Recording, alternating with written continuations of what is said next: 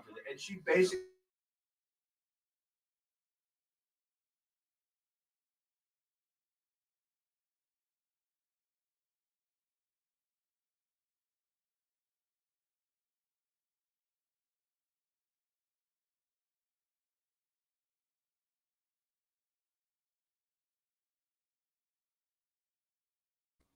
Good morning.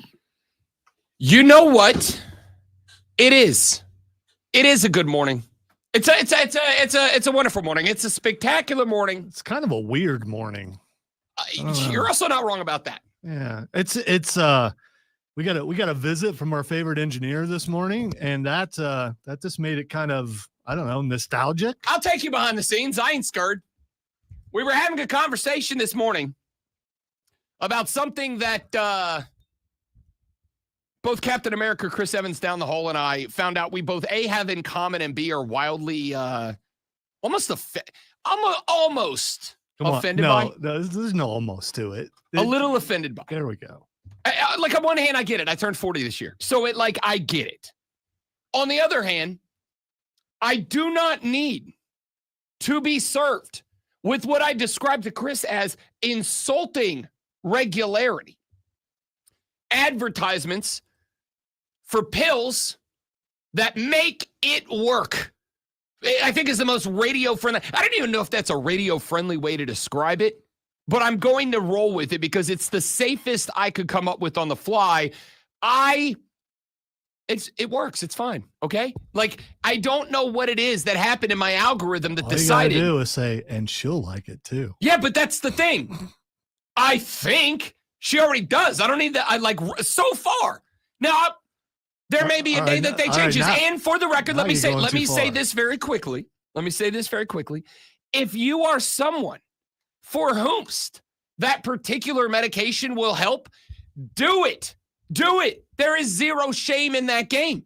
At the end of the day, we are evolved for our systems to stop working at a certain point. So if you are at that point where certain systems no longer work and you can take some sort of pill or apparently wipe that exist and it helps particular systems to get up and going, to get up and running, by all means, take advantage. Science is amazing. The world of medicine has extended our life from back when we used to die in our 30s, early 30s, to where we're living with great regularity into our 80s and 90s. Take advantage.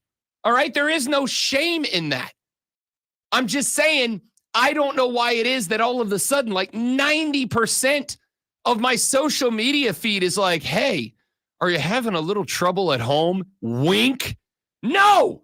And what did I type into the search bar that is creating an issue? Or what were you looking at? What did you linger on? That's what I'm saying. Yeah, just there is nothing in my that I'm aware of. There is nothing in my social media feed that should have triggered that in the algorithm. And I'm glad I'm not the only one. I don't even know how this conversation started with Captain America, Chris Evans down the hall, but it did.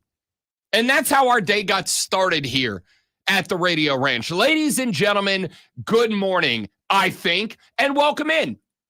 The Rob Brown Show is on your radio. It's the Fan Upstate. Spectacular to have you as we roll on this morning. The AP Top 25 poll is out officially. And for the first time since I have moved here, way back in the before times of 2020, both the Gamecocks of South Carolina and Los Tigres of Clemson, turns out, they're top 10 teams. They're top 10 teams. Despite the L for Clemson and with the win over Virginia Tech, the new AP poll is out. Clemson drops 4 spots down to number 8. South Carolina jumps up 3 spots now to number 10. Both teams in the top 10. Will it stay that way all the way until rivalry week? Good gosh almighty, do I hope so. I know that we're probably going to get more into this, but it's kind of dumb having teams with losses ahead of a team that won. It just, I mean, any team that won. I mean, now I understand it, and if we were like 4 or 5 games in, it wouldn't look like this. But right now, it's, Yeah, I will say this. I look at the very first team in the AP. So let's just give you the AP top 25. Let's break it down so you know where everybody's at. Starting at the bottom, coming up. Utah, Texas Tech, Indiana, Tennessee are all undefeated at a whopping 1-0, 25, 24, 23, and 22. And number 21, the University of Alabama dropped 13 spots down to number 21. And the question I would ask is, and this is why week 1, yesterday I talked about for you, Tennessee. I mean, don't you think you should be ahead of Alabama? I talked about this a little bit yesterday. Week 1's AP poll should, to me, be selected, operated with zero regard to what the final preseason AP poll was. They should not lean on each other. When you make a week 1 poll, you should not be looking at the preseason poll at all. That should be thrown up, bundled up, tossed in the trash. I'm glad to see that ESPN has no influence over the AP. So that's good to know. They should not. So the preseason poll should be, when you take crumpled up, I can do this, and thrown in the trash. Completely ignored. So Alabama drops to number 21 at 0-1, getting decimated on the road by a then unranked Florida State. Of course, Florida State's jumped all the way up to number 14. We'll get to them here in just a minute. Just ahead of Alabama, number 20, Ole Miss. Texas A&M 19, Oklahoma 18, SMU is undefeated. They fall 1 spot down to 17. They get jumped by Iowa State. Now 2-0. Iowa State jumps up 6 spots to number 16. Michigan is 1-0. They drop down 1 spot and fall behind number 14, Florida State, the only team that was, one of 2 teams who was unranked. Utah goes from unranked. They jump to number 25. Florida State goes from unranked with their home decimation of Alabama. They jump up from unranked to number 14. They are 1 spot behind their in-state rivals, the Gators of Florida. They are 32 points behind Florida in the back pocket of the mighty Gators at number 13. The Sun Devils of Arizona State drop a spot down to 12. They flip-flop with the Illini of Illinois, now up to number 11. South Carolina, after their win over Virginia Tech, vaults up 3 spots to number 10. They are now 1 spot behind Notre Dame, who falls 3 spots down to number 9. Clemson is at number 8 with an 0-1 record. That is 4 spots down from where they were. Texas, with a road loss to Ohio State, drops 6 spots down to number 7. The Oregon Ducks move up a spot. They received 1 first-place vote from AP voters.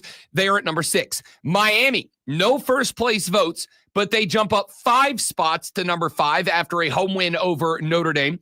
Miami, after the win over Notre Dame, at number 5. Georgia is now at number 4. No first-place votes for the Dogs.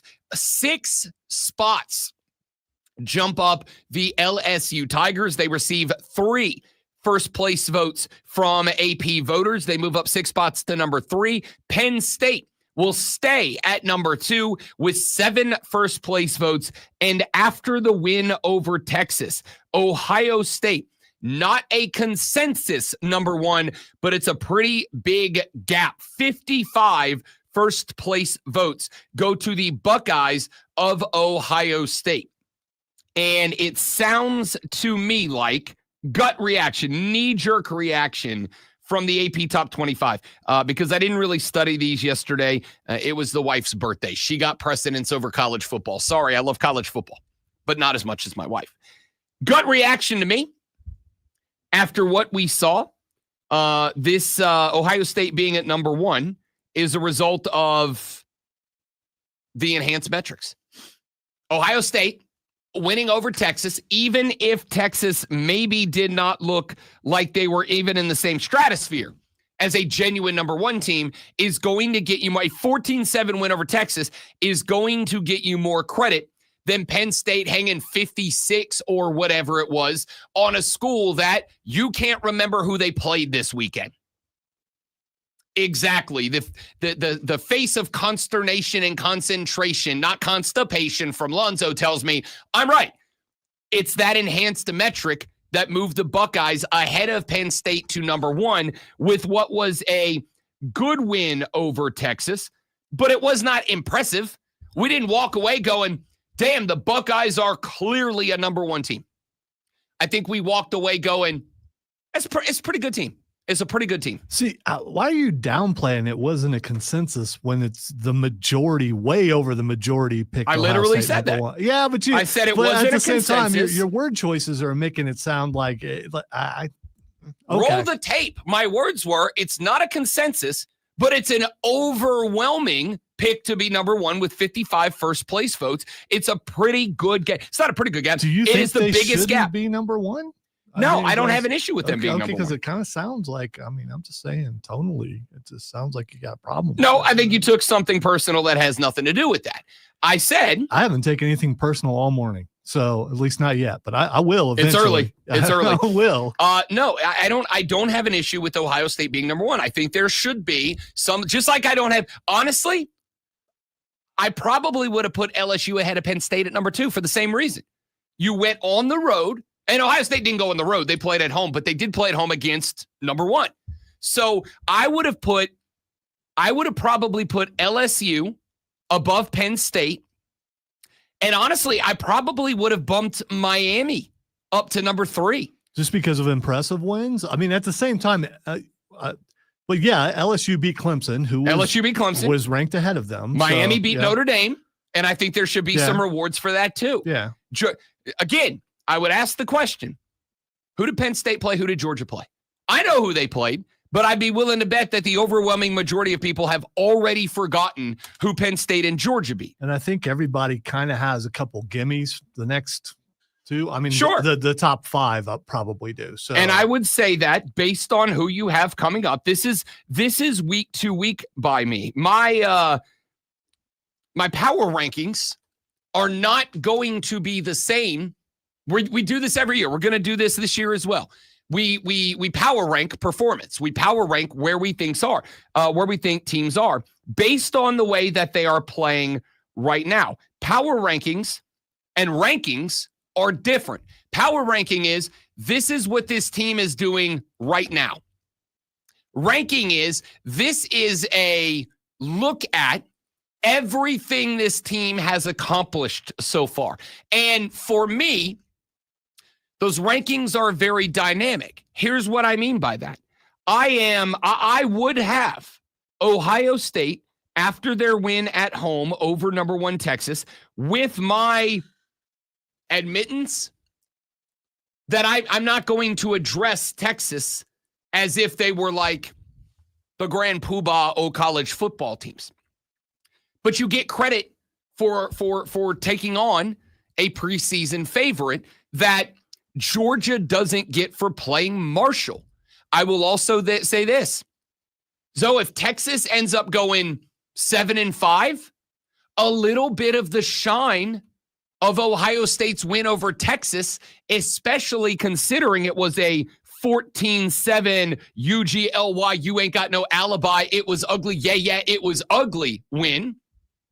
A little bit of that shine is going to come off to some degree. Yeah, well, you're absolutely right there. But I'm checking out right now each team to see what they got coming up, and most of them for the next 2 weeks they're not playing anybody. Yeah. Penn State will play Oregon in 3 weeks. Yep. And so far, that's the first team that has another team, and a ranked team, by the way. The other ones should all be gimmies. I am very happy. That week 1 of college football, I'm very happy that week 1 of college football was as good as it was, because the next 2 or 3 weeks ain't. Like there's a couple of interest. Let's look at this Saturday just for funsies, shall we? Just for funsies, Friday night, Louisville, a team I'm interested in, has James Madison. I think none of us care about Boise State anymore, right? Like we all know that Rob Brown was correct the whole time when he told you everybody who picked Boise State to be their Group of 5 champ is about to be embarrassed. because you're all about to learn what I've been screaming for months now. Boise State was Ashton Jeanty, and Ashton Jeanty was Boise State. We got it now? So don't care about Boise State. Here's your Saturday list of games for every team inside the top 25. Penn State's at home. They have Florida International. Texas is at home. They have San Jose State. What genuinely, Lonzo, genuinely might be the most interesting game of the early window on Saturday, number 11 Illinois is at Duke. Like, honestly, that might be the most interesting game. Duke won 9 last year. They got a dude at quarterback now. This is one of the first games we're going to find out. Is Manny Diaz a coach now? Or was he using Elko's guy to ride to 9 wins last year? That's interesting. Florida State, now a top 25 team, has East Texas A&M. Not the Colt. East of the Colt. Iowa State has Iowa. Sure, rivalry game makes that one interesting. Iowa State is only a 3.5-point favorite at home over Iowa. So, like, that game might be interesting. And I'm kind of interested in Iowa State now after their win over Kansas State and the fact that they are the only 2-0 team in America. Like, maybe I'm interested, and maybe I'm interested because this is a rivalry game, but is that the best noon game? SMU host Baylor. Okay, that actually might be a pretty decent game, and we'll find out if SMU is legit or not. Kennesaw State is at Indiana. Kent State is at Texas Tech. Texas A&M hosts Utah State, who lost their entire offense to South Carolina, who now has their running back there. Ohio State is at home against Grambling. Poor Grambling's going to lose by 90. Georgia has Austin Peay. Oregon has Oklahoma State. I'm a man, I'm 40. He's a man who is a 28.5-point underdog. Clemson has Troy. One of the few games, maybe it's interesting. I don't think anybody has Ole Miss as a national championship contender. Ole Miss at Kentucky. This is Mark Stoops trying to save his job. Maybe that one's interesting. Tennessee, number 22, has East Tennessee State. Georgia Tech has Gardner-Webb this weekend. Florida has South Florida. Maybe that one's interesting. Florida's favored by almost 20 in that one. Utah has Cal Poly. Miami has Bethune-Cookman. South Carolina has South Carolina State. I'm looking at ranked games. Louisiana Tech at LSU. Okay, maybe we got one at 7:30. Michigan's at Oklahoma. Okay, I can get down with that one. That's the most interesting game so far. What's the line on that game, by the way? Stab at it. What's the line at that game? It's at Oklahoma. Michigan by 3. Oklahoma by 4.5. Okay. Which I told you, I think the Sooners might be a team this year. Might be a team. Top 25. Alabama hosts UL Monroe. And that's it. Like, that's your weekend. I think we got 3 games. I got Illinois at Duke, I think is interesting. We got Michigan at Oklahoma, I think is interesting. And then we have Baylor at SMU. Like, that's it. We went from a spectacular week 1 to a borderline, I'm going to tell the wife, if you want to go antiquing or whatever, let's go Saturday. Because NFL's back on Sunday. And the NFL is going to be way better than college football this weekend. You know I love some college football. My entire weekend last weekend was predicated around it. This weekend, not so much. So, with all of that being said, we're going to evaluate our AP Top 25. And a good chunk of the reason why is there's not going to be a ton of adjustment after this week. Either Oklahoma or Michigan is going to drop pretty significantly. If SMU loses this game, they may take a tank. I don't know. We're going to talk more about the AP Top 25 throughout the course of the first hour of the show. Your reactions are welcome. 844-326-3663. Text that number. Call that number. Who dropped too far? Who rose too highly? We continue the breakdown next. I'm Rob. He's Lonzo. The Rob Brown Show's on your radio. It's the Fan Upstate. Now we're. All right, guys. Quick live read coming right back. Stay right there. Foamy. Don't go nowhere.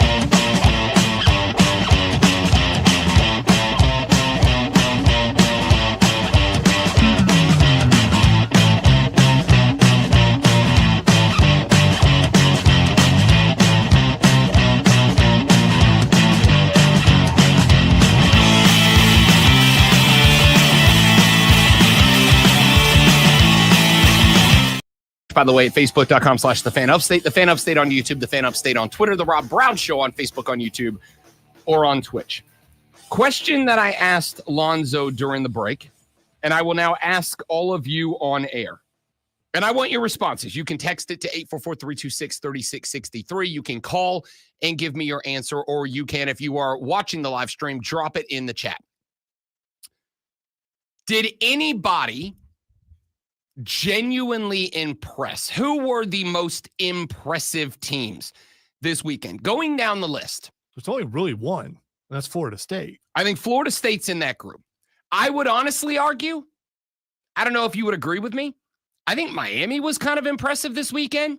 And on top of that, my biggest criticism about Miami, the reason that I was a little trigger shy on Miami, was Mario Cristobal. Mario Cristobal coached a great clutch game against Notre Dame. Notre Dame gave Miami every reason to panic at home. I know a lot of people were out on Carson Beck. I think Miami had every reason to panic. And my big take on Miami was, much like he did against Georgia Tech last year, Mario Cristobal came into this year to me, and I'm not saying he's completely shaken it. I will say he put a ding in it by coaching Miami to a win in that late game this weekend. My biggest criticism of Miami was Mario Cristobal in high-pressure situations will slam the door on his own foot. He didn't do that this weekend. So I would say, looking at the teams that were impressive against teams that they had an opportunity to be impressive against. Penn State beating Nevada by 50. Nevada's a bad football team. Here's a spot. Young kids out there, listen to Uncle Rob. You are not going to impress anyone by doing what you are supposed to do. And honestly, you shouldn't want to impress anyone by doing what you are supposed to do. Doing the bare minimum should not get you a pat on the back and a cookie. Doing the bare minimum is what you should strive to do at the bare minimum, right? I'm not saying that here's where the spot where your parents are going to get mad at me, kids, but trust Uncle Rob on this more than your parents, okay? Sometimes it is okay to just do the bare minimum. Sometimes it's okay to just do the bare minimum. If you find out that doing the bare minimum is good enough to get you by, sometimes that's okay. Not every time. Sometimes you should want to go above and beyond, okay? But sometimes it's okay to just do the bare minimum, get by, move on to the next thing. Penn State beating Nevada by 50. Yes, that's the bare minimum I expect. If you do anything less than that, yes, it is unfair. But there are situations where doing the bare minimum is not going to earn you praise, but not doing the bare minimum will earn you punishment. That's just life. That's how the world works. So I'm not going to say there's any brownie points or reward going to Penn State for doing the bare minimum. And this is the other spot. Well, let's talk about LSU for a second.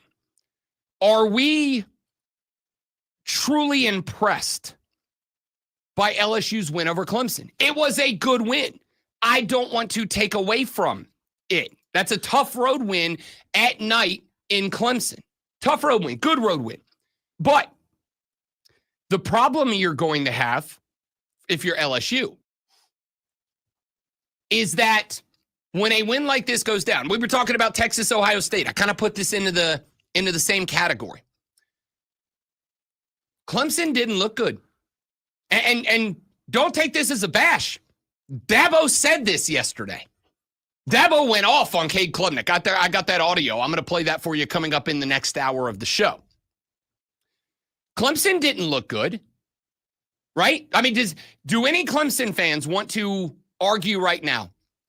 We looked good. We just got beat by a very good LSU team.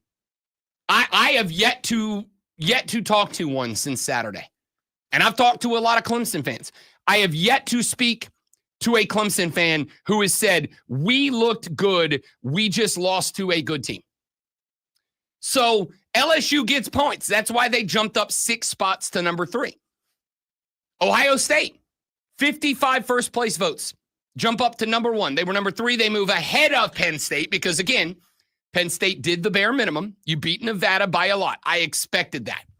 Anything less than playing to the number would have been a disappointment for the Nittany Lions.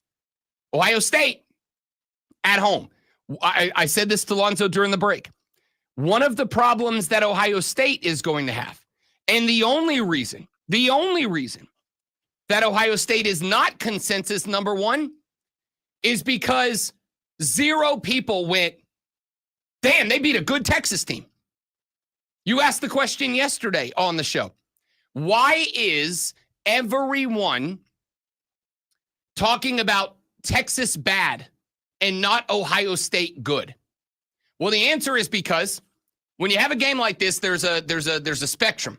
And on one end, it was Texas was bad, and on the other hand was Ohio State is very good.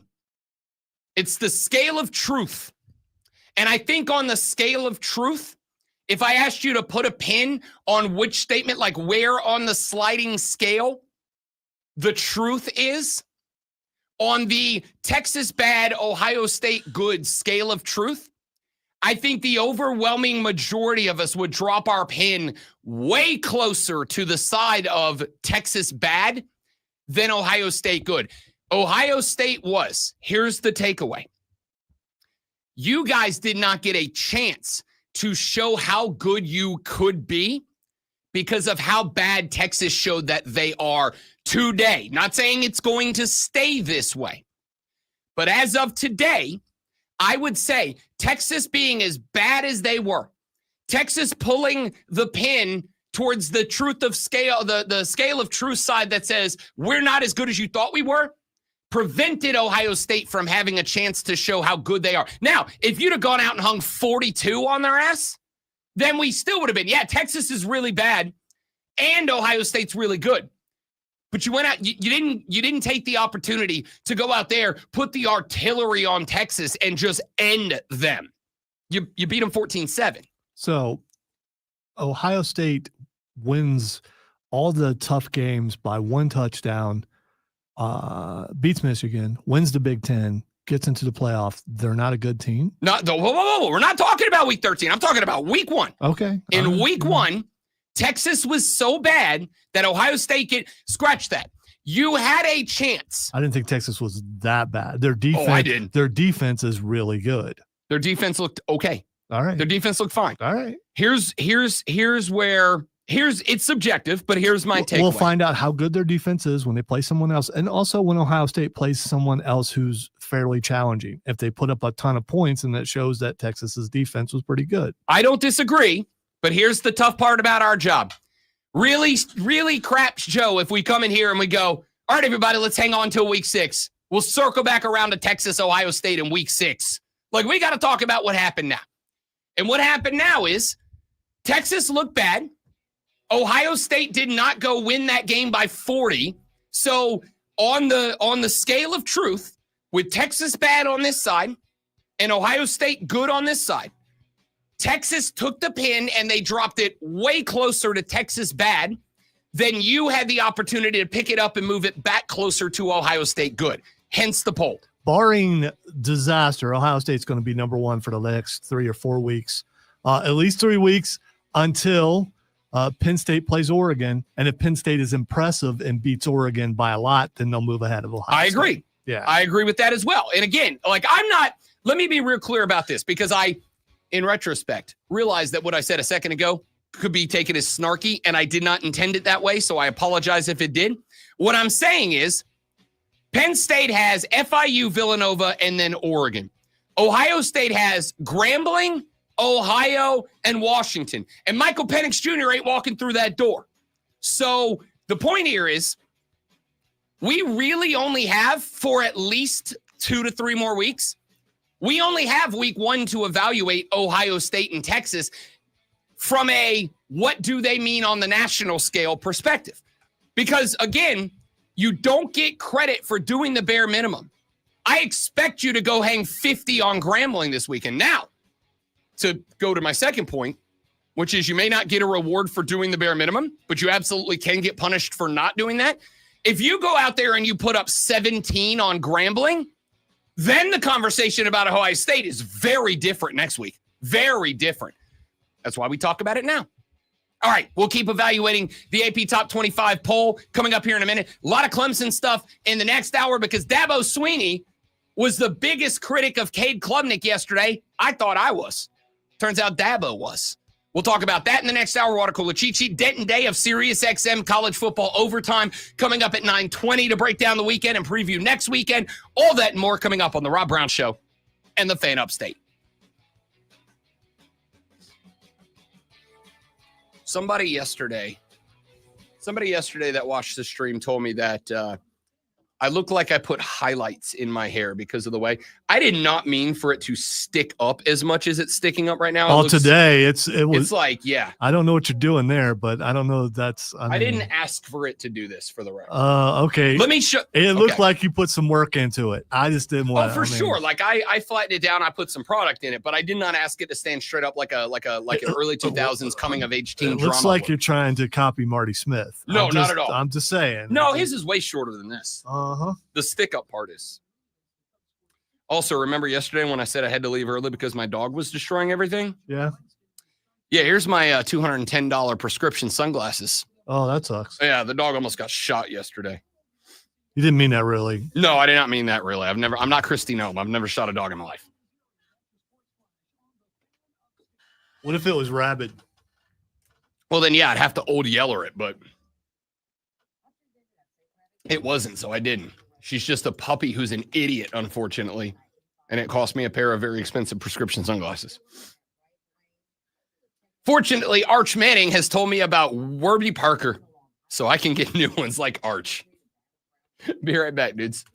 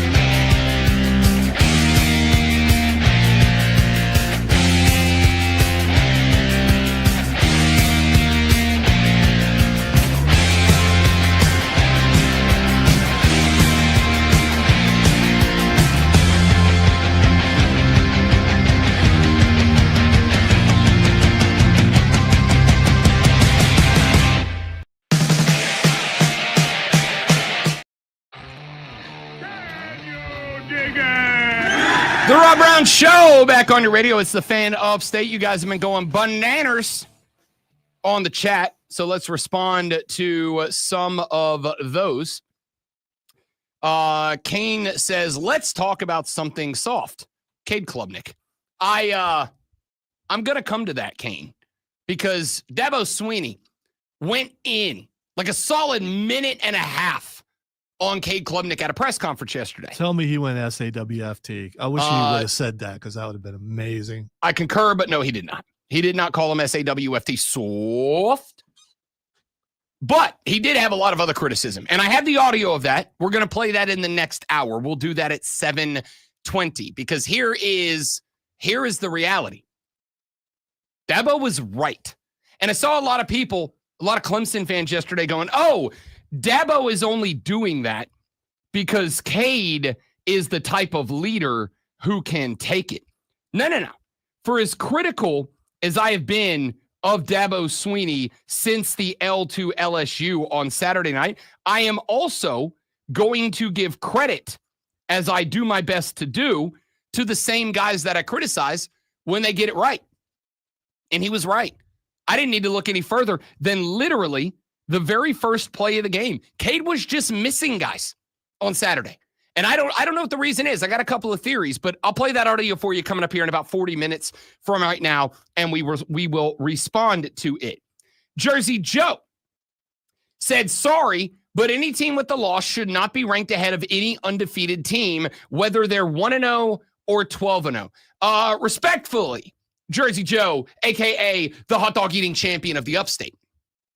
I disagree with that. I do not think all wins and losses are created equally. I think you can be more impressive in a loss than other teams can be in a win. I do think that, for instance, I think that Clemson's loss to LSU, I can justify that as being more impressive than I was going to say South Carolina's win over. You know what? I will say that. I think Clemson's loss to LSU, in the mind of a voter, could be justified as more impressive of a loss than South Carolina win over Virginia Tech. I certainly think I would say Clemson at home, yes, but Clemson at home, losing a close game to LSU, had this game been what it could have been, and it was a 24 or a 32 on the board for LSU, maybe we're having a different conversation, right? Had that touchdown not been, at least the touchdown on the sideline that I think was a touchdown for LSU that would have broken that game open, then maybe we have a different story. But no, like dropping 52 on Western Illinois is what I expect if Illinois is a top 10 team. And I think this is another part of the conversation, is that there are a lot of teams that maybe aren't traditionally, Illinois being one of them, aren't traditionally considered powerhouses, and they make their way inside the top 10. And it's like, oh, they're not here very often, so we should treat them differently. No, when you get there, I'm going to treat you the same, whether you are a traditional blue blood or you are a team making your first ever top 10 appearance. Once you're in the picture, you are judged accordingly and equally, in my opinion. Illinois putting 52 on Western Illinois is what I expect from a top 10 team.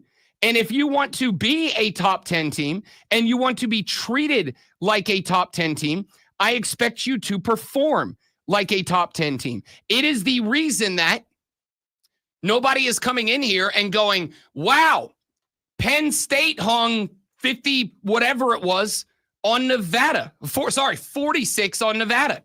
Yeah, I expect that. Like anything less than that would have been a penalty for Penn State. Doing what you're supposed to do does not get you a reward. In this case, more votes / more points in the AP poll. I got zero problem, even though it was, again, the Ohio State-Texas narrative was, to me, more about Texas bad than Ohio State good.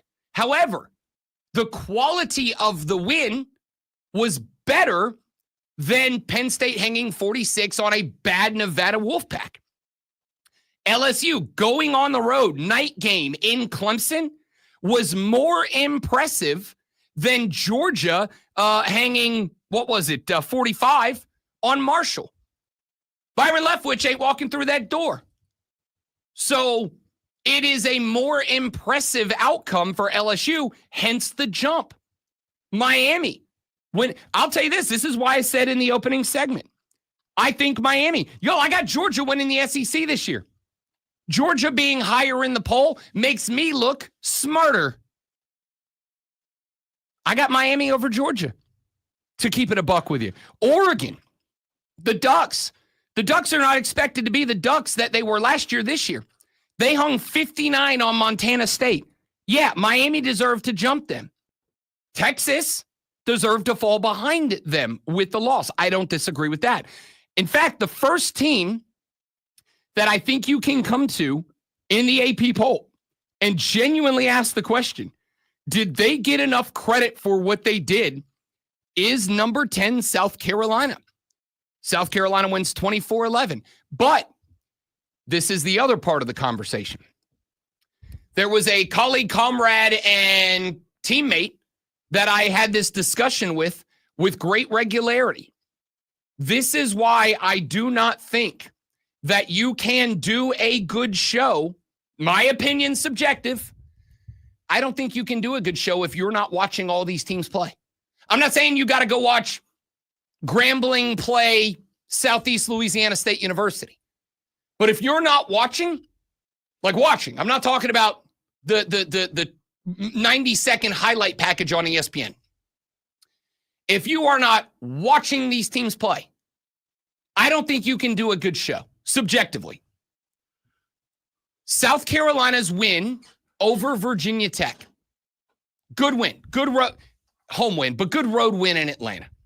But here's the thing, and I would ask this question, and I would ask you to evaluate South Carolina fans without bias and critically. Were we impressed by the win? And I do think, whether it is fair or not, we were impressed by the first drive. We were very impressed by the first drive. I said that yesterday.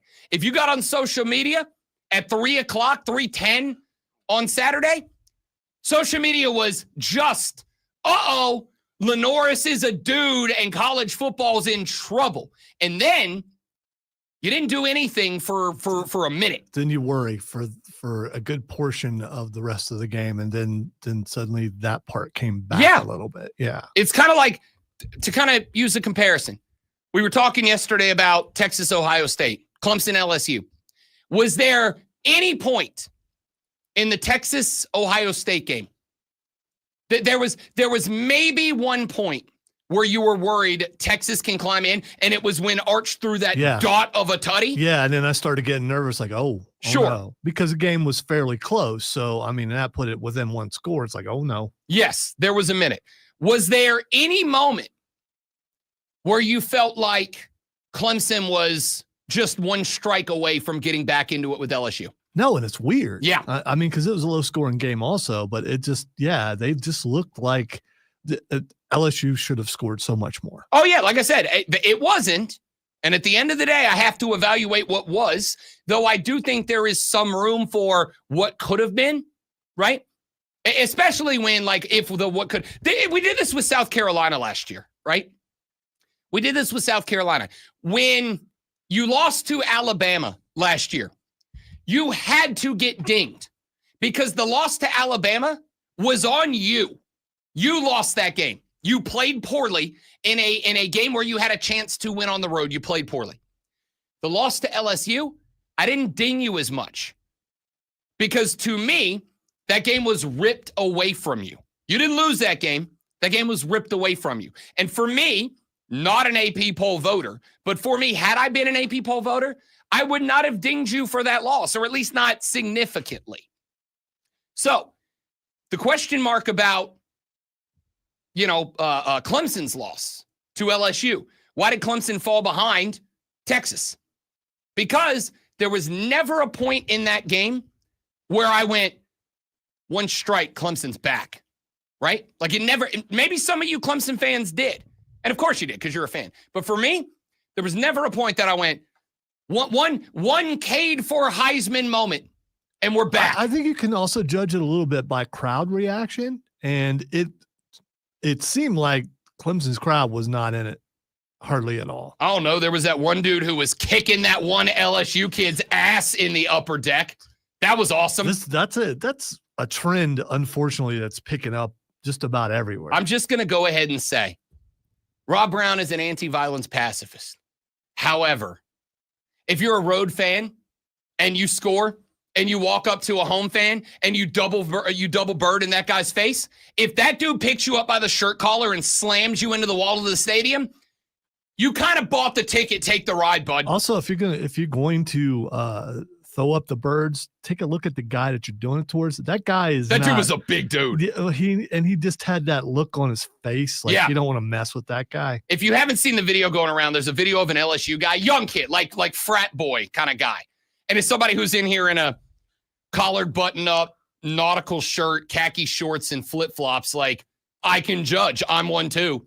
There's a video of this like frat boy LSU guy after LSU scores, and he walks up to this Clemson guy who is clearly not in the mood. And after the LSU touchdown, he gets in the dude's face and he starts flipping the bird. This Clemson fan grabs old boy by the shirt collar, puts him into the wall of the stadium, does the most emasculating thing, which is like take the forearm, put it in the chest, and just pins this kid to the wall. And all of a sudden, Mr. How you let me now is like crapping his pants, and it's hilarious. It's hilarious. Anyway. We don't condone that sort of violence. I mean, if you go to a public place, I mean, you don't need to fight. You don't. I'm just going to say, even if, take the high road when you're being instigated like that, just laugh it off. I get it. I get you had a bad loss. There's no reason to commit battery, which is what the guy did. Yes. And hopefully he's been found, and hopefully there will be legal action taken.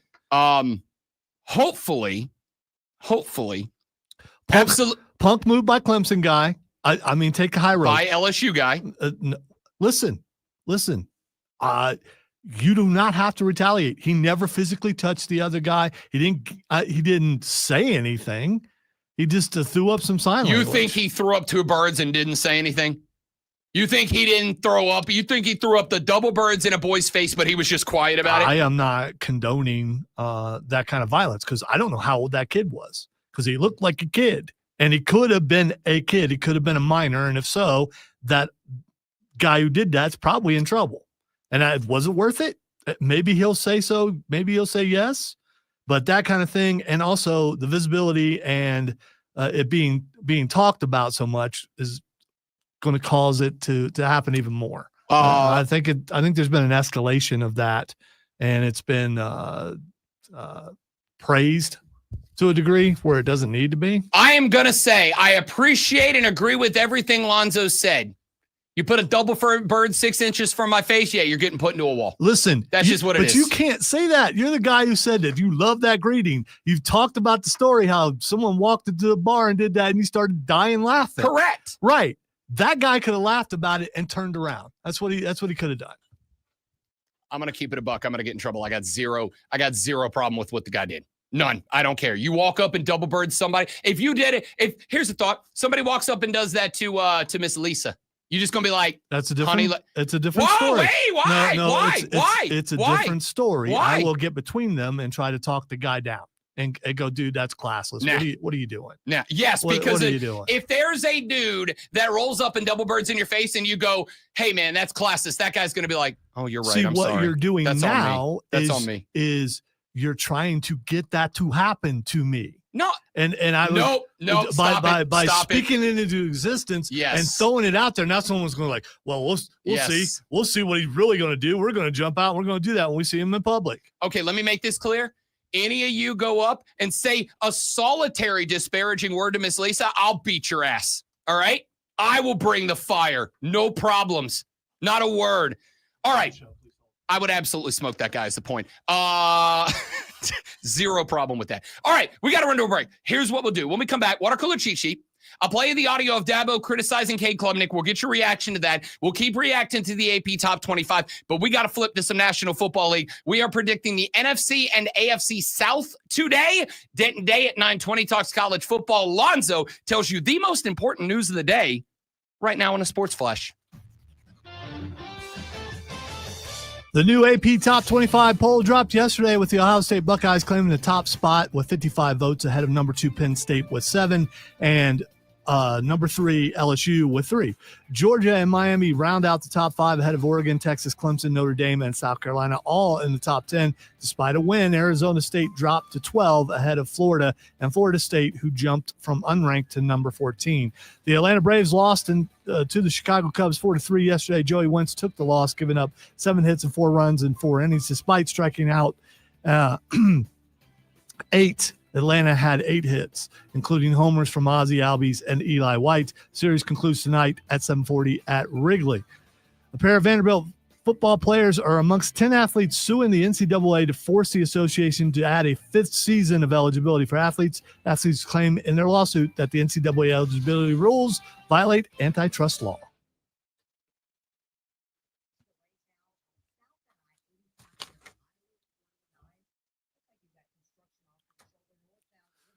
Apparently saying eligibility really fast is something I struggle with. Didn't know.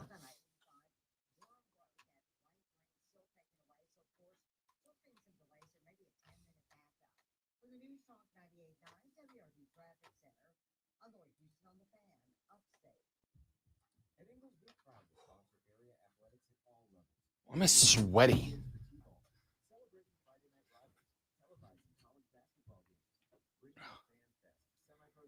It's your blood pressure is up, and you just need to chill. That's what it is. And we've got all the sports. It's all in the bag. Ingles, low prices, love the savings. Twin Peaks is the best in the game. Here, it's bigger game days and bolder fight nights. I mean, where else can you find a scratch kitchen that always comes in front? Maybe in my mind I'm thinking differently, but if I recall, the guy who did that was like an older guy. That's why. Double bird guy? Or the guy who slammed him in the wall? The guy who slammed him in the wall. No, I think he was an older guy. He may have been like slightly older than me. I think he was dressed like you too, if I recall. I'm just saying. It's us violent old guys. Yeah, I mean, polo people. They all want to fight. Hey, you don't mess with polo guy. Polo guy, no joke. Especially, you don't have little emblem there somewhere? No, this is a Cosbro shirt. It's a boat shirt, honestly. Like, it's a real thin. It's an actual. So you would shirt. wear that on a boat? Oh yeah. Okay. Yeah, this is exact. Well, I would have on board shorts, but I get board shorts that look like regular shorts. With this, I probably have on like khaki colored board shorts. What the heck's a board? Board short, swimsuit. Oh, okay. Board shorts. Why you call? Oh, so for like surfing? Well, because board shorts and like a traditional men's bathing suit are different. Board shorts are more of like a traditional shorts cut made out of like a neoprene, but they're shaped more like regular shorts, and they're just shorts. There's no netting inside material. They're just shorts. I'm a board shorts, not a bathing suit guy. I did last year start getting into the like 5-inch inseam shorts. When I started losing weight, the skies out, thighs out mentality started coming back for me. I have regressed into frat broness, and I don't know if that's a response to being 40 or a response to losing weight or a combination of the two. Do the guys that you hang out with dress like that? No, they don't. That's okay. That's why it's interesting. None of the dudes in my group are like super fratty. Most of them are actually quite oppo fratty.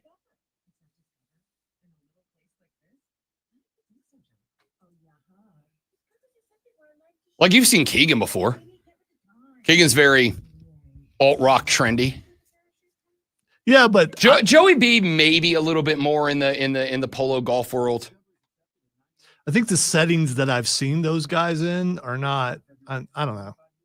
They're in a place where you should specifically dress a certain way, like wrestling. You're going to dress for wrestling and going. Yeah, like I wouldn't dress like this to go to a wrestling show. Yeah. Right. I also am very environment conscious. Are you? Okay. I don't know why you said that with, flair. I'm also. Ooh.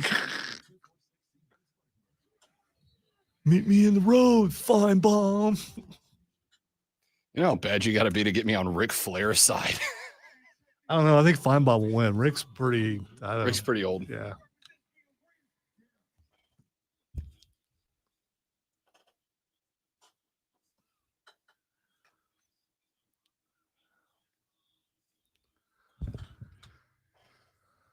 Real quick, before we get to the water cooler cheat sheet, want to address a comment that was made by Joel on the Facebook chat. He said, so you're saying if your schedule is trash, then there should be no chance you're ranked high in the AP. Maybe not at all. Strength of schedule matters. Oh, to be quite clear, Joel. Yeah, strength of schedule matters. I've never said it doesn't. I just think you have to be very careful, especially considering now that the Southeastern Conference and Big Ten, and I'm assuming now that the Big 12 and the AP or in the ACC are going to follow suit. Now that we are moving to 9 conference game regular seasons, what you have to be careful about is that you don't end up in a spot where everybody in your conference is ranked highly, and then as a result, everybody's schedule by default before we play a game looks like a very tough schedule, because when you have 9 of the top 25 spots in your conference, by way of everybody playing against each other, you go, oh, everybody in that conference is playing a bunch of other top 25 teams. This is why I have said, I think that I understand the significance of and the reasoning behind preseason top 25 polls, even though if you really take a second to think about it, they should not exist. But I understand why they do, and I understand we're going to have them. This is why I spent yesterday's show saying multiple times, the first AP poll, the AP poll that came out yesterday after week 1, that poll should not reflect the preseason poll at all. So I do think that strength of schedule should matter, but I do not think we should be able to, and this is, I think, maybe where I kind of get off the beaten path a little bit. I don't think that anyone, including teams in the SEC, and I've already told you, I think the Southeastern Conference is going to prove itself, and I use that language intentionally. I think that the SEC is going to prove itself to being one of the, this year, deepest conferences in the history of conferences playing college football. But when I say it's going to prove itself, I also believe that strength of schedule should be evaluated as the season progresses, not before it starts. For the same reason, I'm not going to look at Ole Miss right now and go, goodness gracious, what an incredible strength of schedule they have. Because what if Texas stinks? What if everybody in the world overestimated what the University of Texas is this year? What if everybody in the world got Texas wrong and it turns out they're just an okay football team? What if they're a bad football team? Are we talking like Florida State last year bad? Yeah. I mean, because remember how it was coming in after Florida State's undefeated season, coming in the next season, there was all the hype and everything. Exactly. And then fell. I mean, and think about that's just the first example that comes to mind. It's a great example, because how many teams in the ACC last year got a boost because, Florida State coming off an undefeated year? Like, having Florida State on your schedule was, going into last year, that was a crown jewel for your schedule. Like, you have Florida State. If you can beat Florida State, then it turns out everybody could beat Florida State. So at the end of the year, having Florida State on your schedule was friggin' less valuable than having Southern Miss on your schedule at the end of last year. This is why I would say strength of schedule matters, but I don't think we can evaluate it until like week 8 or week 9. Because right now, sincerely, does having Texas on your schedule boost your strength of schedule right now? The answer to me is no. For now, yes. Well, maybe 5 weeks from now, no. And again, maybe 5 weeks from now, we look and we go, man, maybe. And again, results, right? Because if Ohio State goes out and Ohio State runs off 10 straight wins and they put up 50 in every game, then maybe we evaluate Texas and go, it turns out that loss wasn't as bad as we thought it was. But with what we have to evaluate right now, on the scale of truth, the pen is closer to Texas bad than Ohio State good. So if you have Texas on the schedule, what we thought was going to be a massive boost to your strength of schedule today, not so much. This is why, yes, strength of schedule matters a lot. But I do not think your strength of schedule should be evaluated or determined by the preseason rankings. Your strength of schedule should be evaluated and determined as the season goes on, as we get to see objective metrics and measurements of what teams accomplish, and subjectively, we get to watch these teams and see how good they are or are not. By the way, I'm self-reporting. I got one there. I hit so, and then I hit so, it was off the air. So about the time when CFP happens. To me, that is one of the things they got right. We absolutely should not have playoff rankings until at the earliest, early November. Let's get through September and October. And then in November, we can start to say, this team is good, this team is bad. Because here's another thing. Ohio State, 55 first place votes in the AP poll. What happens what's our evaluation of Ohio State and Texas? And this won't happen. But what happens if Ohio State goes out and they beat Grambling 21-14? Now, all of a sudden, maybe we go, damn, Ohio State and Texas are both not as good as we thought. We can say, based on the eye test and what we saw with Texas, Ohio State, we got the preseason rankings wrong. But I would also argue that we still don't know what those two teams are in comparison to anybody except each other. We only know how good they are relative to each other. So if Ohio State goes out and they beat Grambling 17-14 this weekend, not only do we go, damn, maybe Ohio State's not as good as we thought, but now we got to drop what we thought Texas was even more because they lost to that team. That's not going to happen. But the point is, subjectively speaking, we only know what Texas and Ohio State are relative to each other. This is why I do not evaluate strength of schedule until we get to November. One of the things they got right, and it's more than just this, but one of the things they got right when they put the playoff format together is not having a playoff ranking until November, when these teams have 6, 7, 8 games under their belt. So we have a little bit more, even though we may fall victim to, the subjectivity of college football. What's the thing we talk about where A beats B, B beats C doesn't mean A will beat C? Transitive property. Yes, it's like my favorite thing to talk about, how to forget the transitive property of football. We can't fall victim to that. All right, let's take a break. Not take a break. What the hell's wrong with me? Let's do this. Are you ready for the playbook of the peculiar, the almanac of the absurd, and the encyclopedia of the extraordinary? Well, you better be, because we're diving headfirst into the 3 top stories that will have your coworkers say, "Shut the hell up." even before they take their first bathroom break. No. Here we go. Welcome to the water cooler cheat sheet on the Fan Upstate. It is the water cooler cheat sheet, the top 3 sports stories you need to know before you get to the office and start talking sports. This AM, when you do this, is what you'll talk about. We got to jump on it. Item number 1. A couple of baseball stories right out of the gate because, yes, college football is underway. Yes, the National Football League is getting started this weekend. It does not matter. Baseball season is still ongoing. The Braves dropped their 5th out of the last 6 on the road last night, taking on the Chicago Cubs. Joey Wentz got the nod, gave up 7 hits, 4 earned runs through just 4 innings, did strike out 8. while taking his 5th loss, dropping his record to 5-5 from the dish. Ozzie Albies had a dong. Greenville native Eli White had a dong, his 8th of the season. It came in the 5th inning off of Imanaga.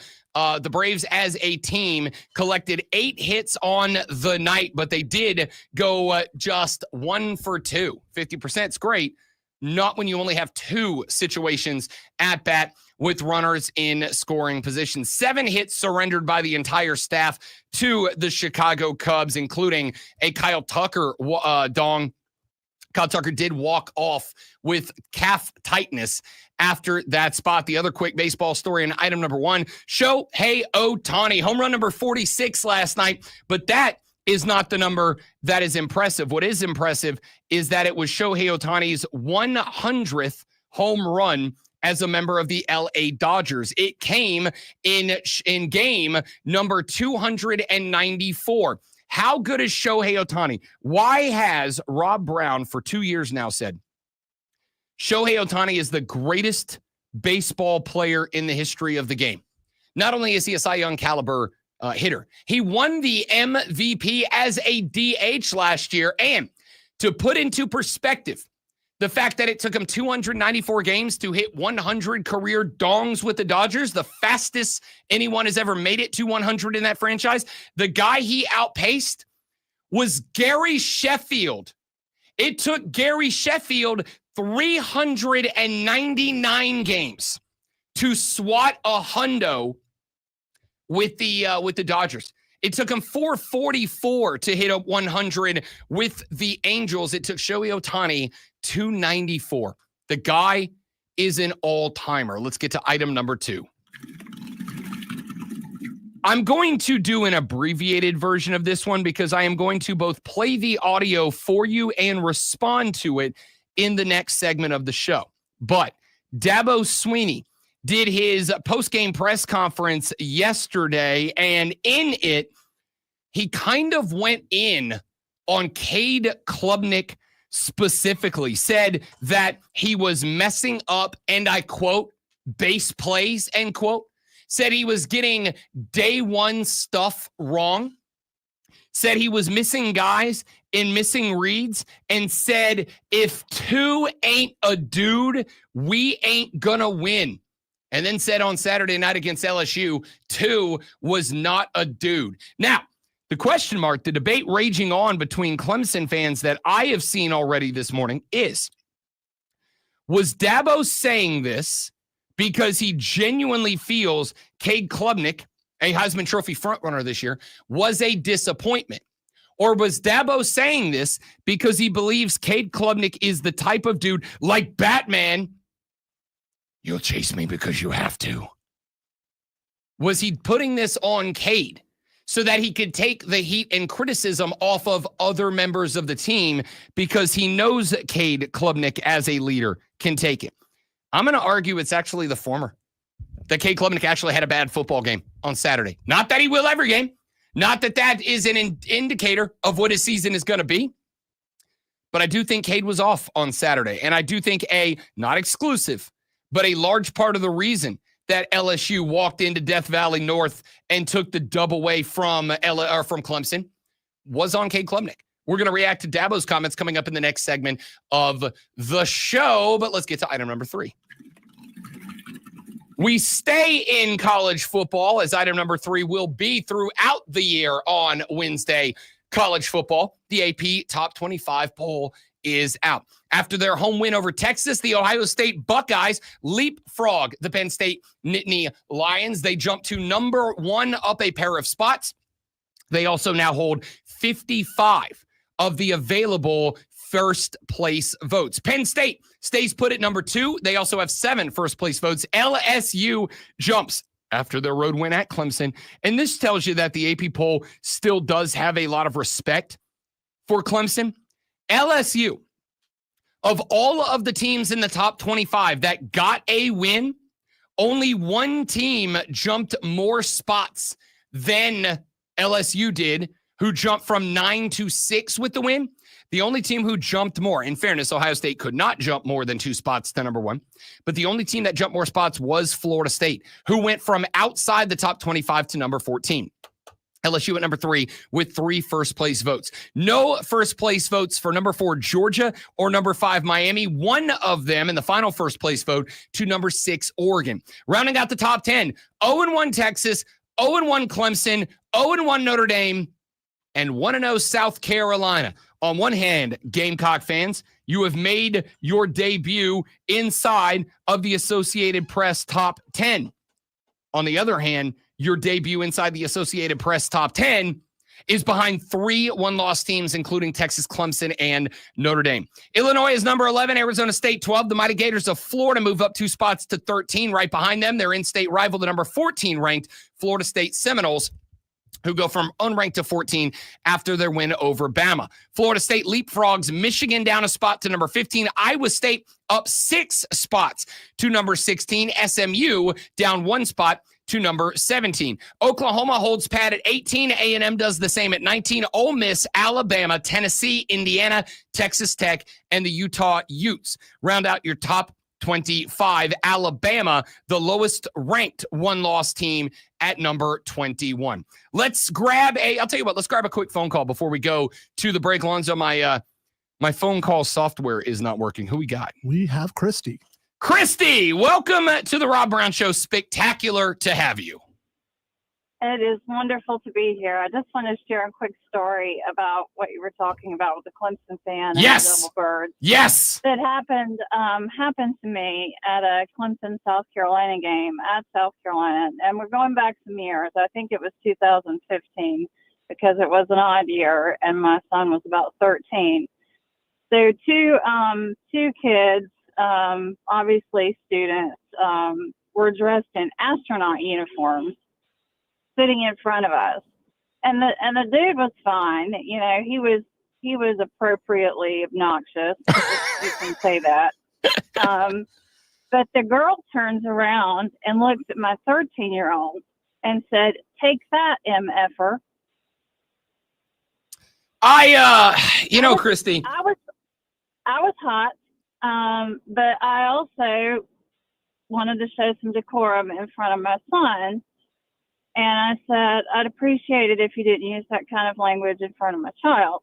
And she turned around, flipped her blonde hair. Well, she did it again, and it was worse. I mean, she called him some really bad names, and he's 13. So I quietly moved myself out into the aisle, and I said, could you keep an eye on her? She's harassing my 13-year-old son to one of the event staff. And she watched.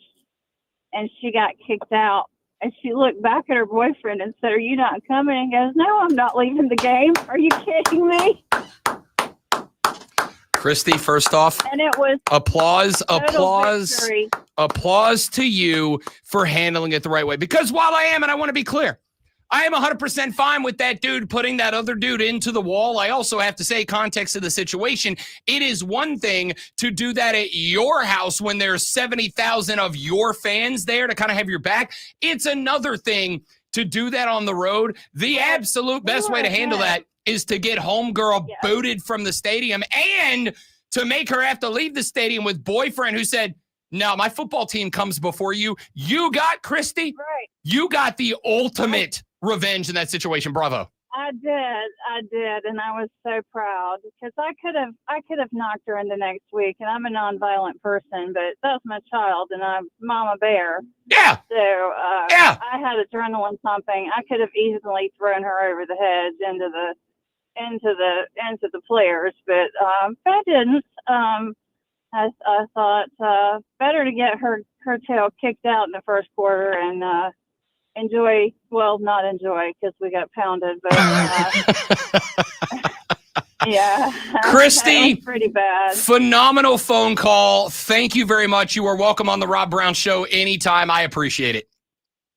Thank you. Have a good day. You too. Great story. That's the ultimate dub right there. The ultimate dub, because not only did you get her booted from the game, but then the boy toy was like, "Sweetheart, I love my football team more than I love you." She not only had to walk home, she had to walk home with that knowledge that homeboy, that boyfriend, that boy toy, fiance, husband, wife, boy, whatever he was.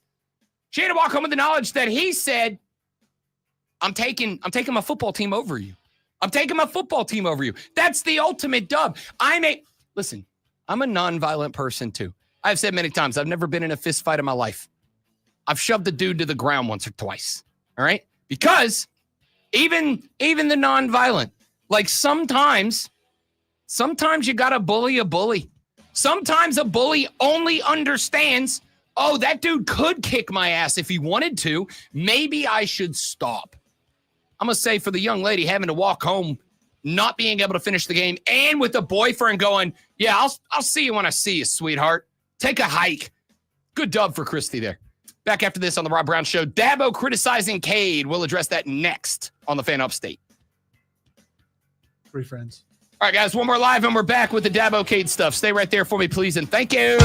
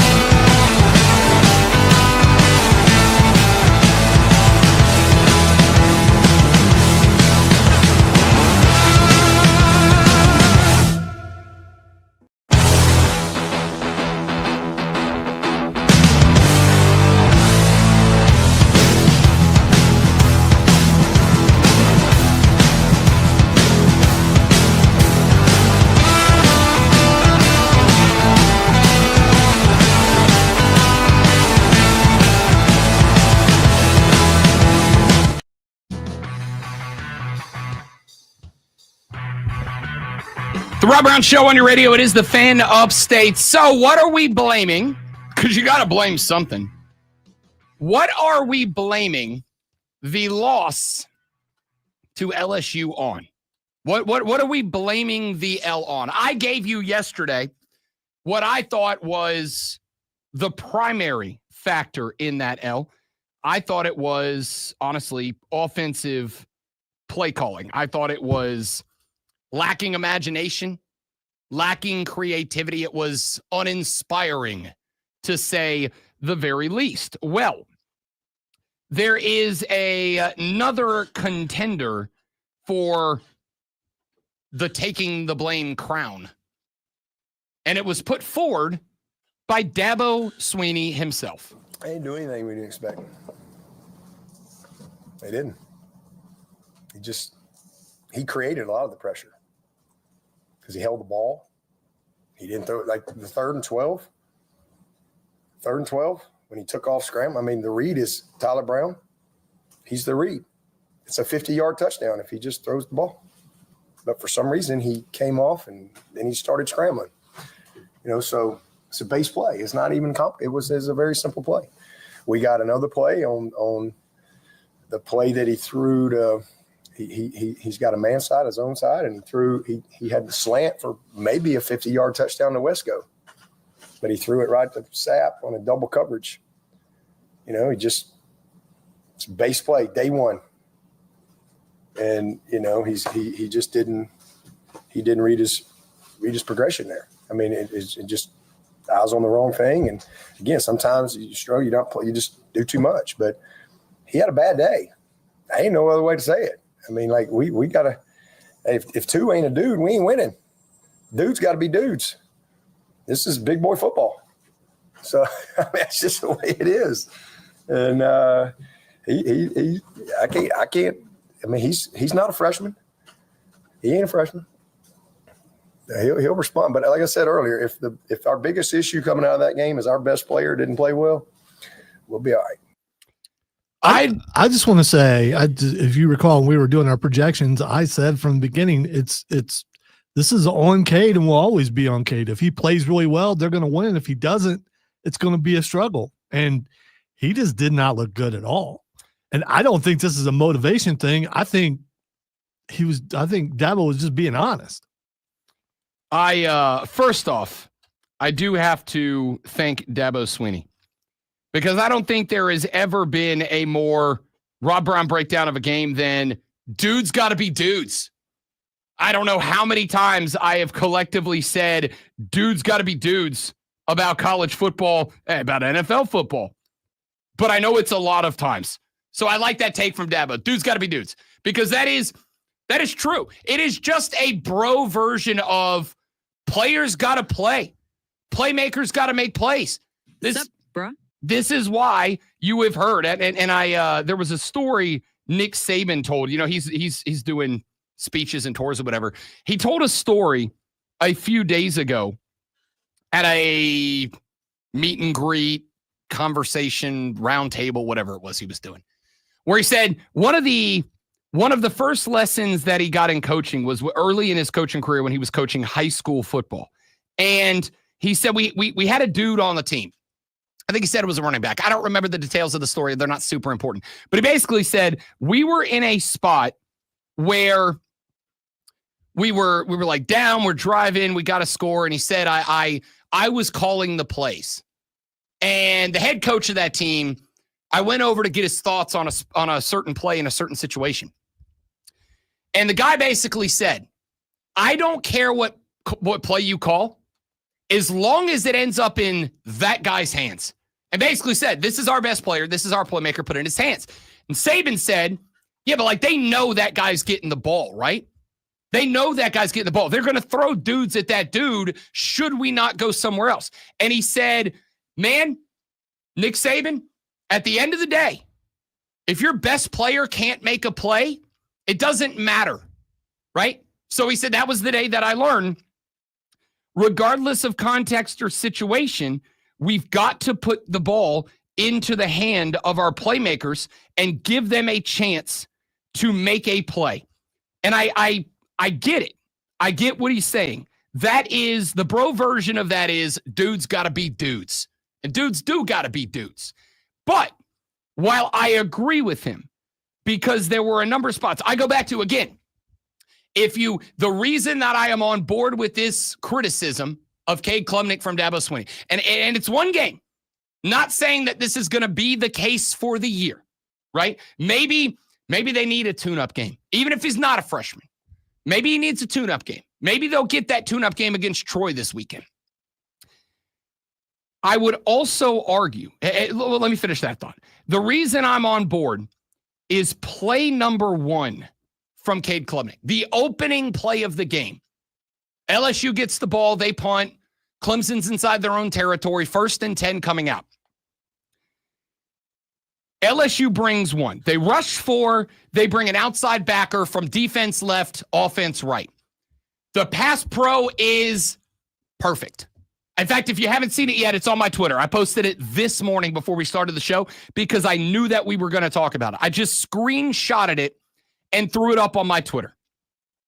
Play number 1 of the game. The pass pro is perfect. LSU brings 4 off the line, and they bring a linebacker off their left, offense is right. Everybody is picked up. Everybody is blocked. I mean, Cade Klubnik has legitimately 1, 2, 3, probably 3.5, maybe 4 yards between him and the closest pass rusher when he releases the football. He's got an in-cutting wide receiver off a defensive back who is still dropping back when the pass is released. And he throws it, if I'm lying, I'm dying, 3 yards behind the wide receiver.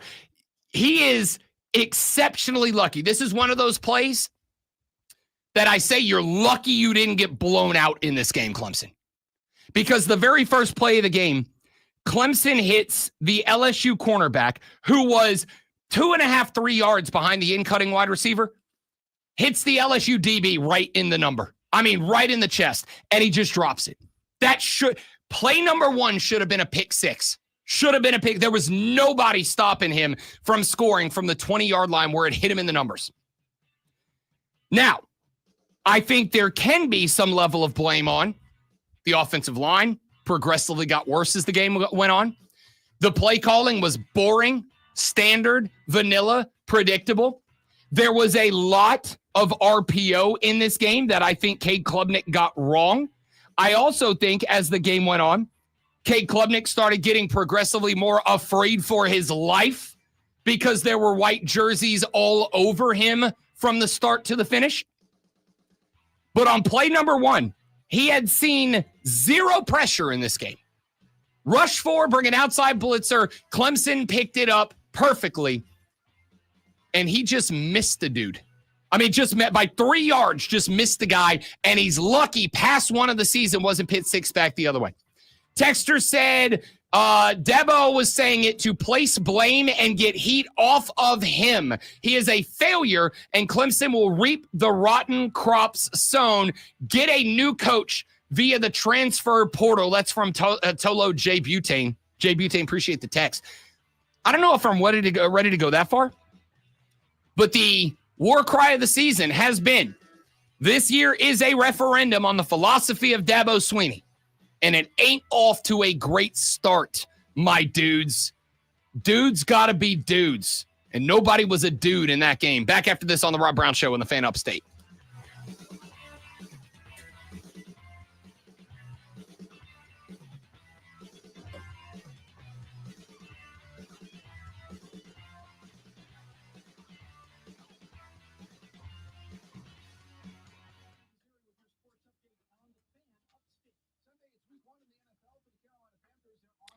Also, I glared on right by Christy using the phrase appropriately obnoxious. Might be the best description of this show of all time.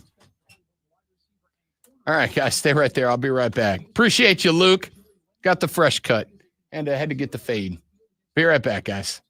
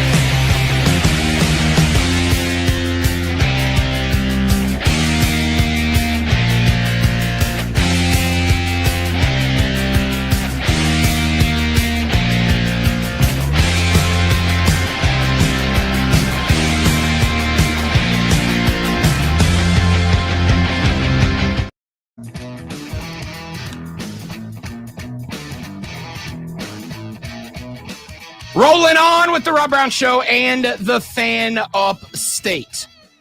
Was Dabo Sweeney's criticism of Cade Klubnik fair or foul?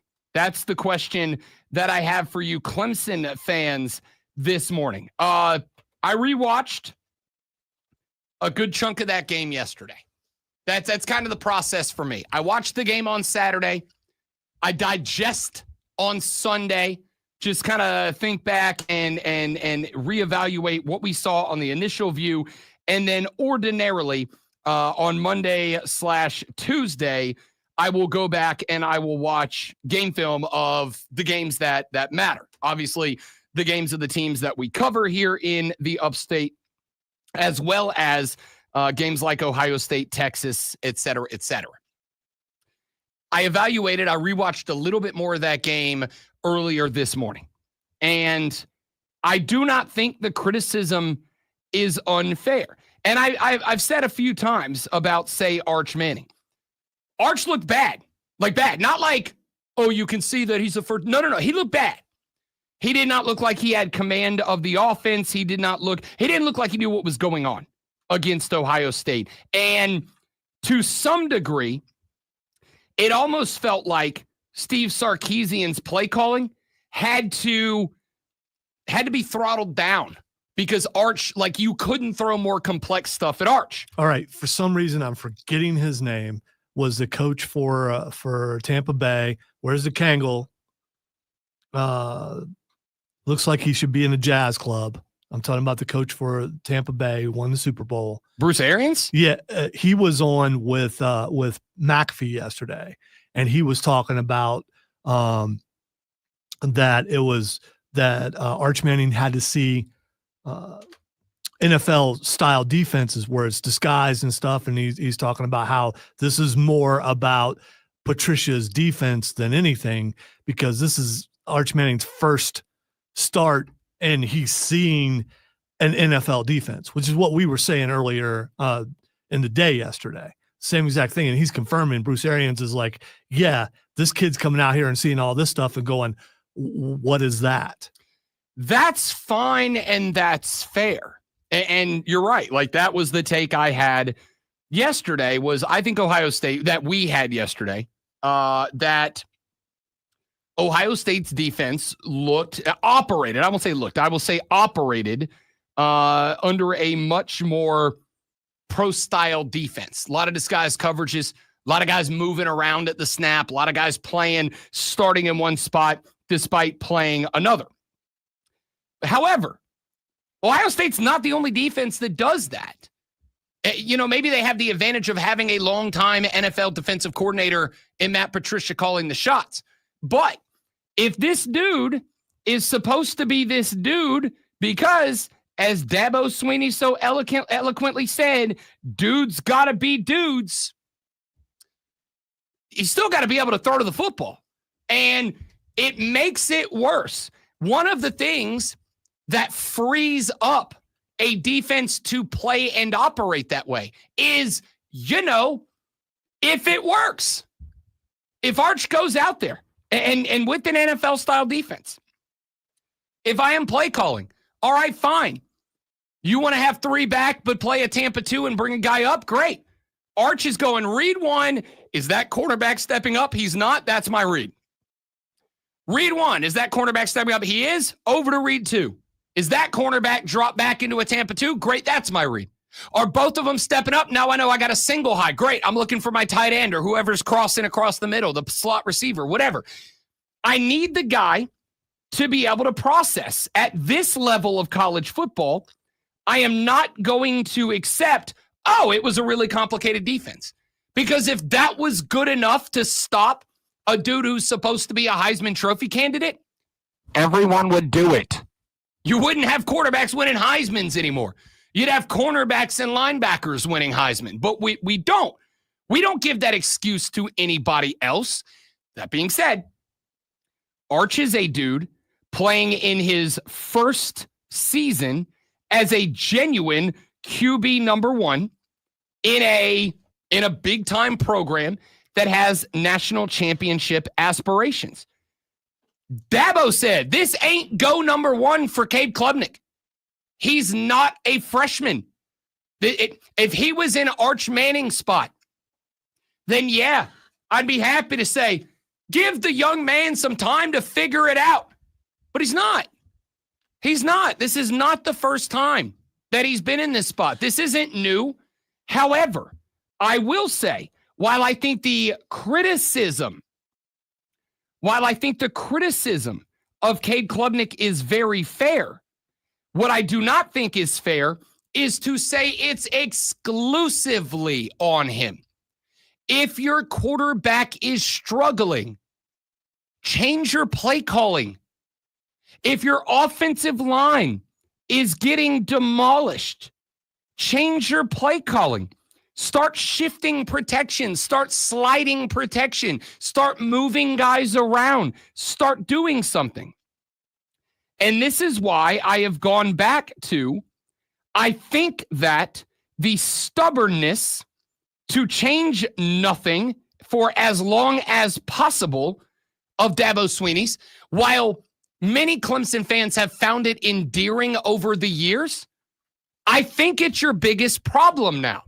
Because as I reevaluated that game this morning, I think my gut reaction that I had during the game on Saturday night was correct. You know what? What we're doing isn't working. But gosh dang it, that's what we do. So we're going to keep right on doing it. It is the football version of how many times do you have to run into the brick wall before you go, I should go around it or over it or find a new path? At some point, like I am fine. I say all the time, be yourself to the best of your ability. But even I have to put on a suit and tie sometimes, because there are times when walking into a room in a nautical button-up boat shirt and flip-flops, because that's who I am. I am dressed in my official Rob Brown outfit today. But if I get called tomorrow, oh yeah, with the buttons down and everything. The only thing, dude, you know what I told the wife yesterday? I think I want a gold chain. I do. I saw Dion wearing one this weekend. I'm like, I think I'm going to go get a gold chain. I do. I am just embracing who I am now. Okay. Yeah. All right. I'm going to go guy. I should probably lose the undershirt. Let's just go bare chest. You're not mentioning the undershirt is going on there. I think I might even have to drop that. You got the buttons down. You got the undershirt showing. Yeah. I'm just a fat beach slob. No, you look like you're getting ready to blast some yacht rock while sailing. Which sounds awesome.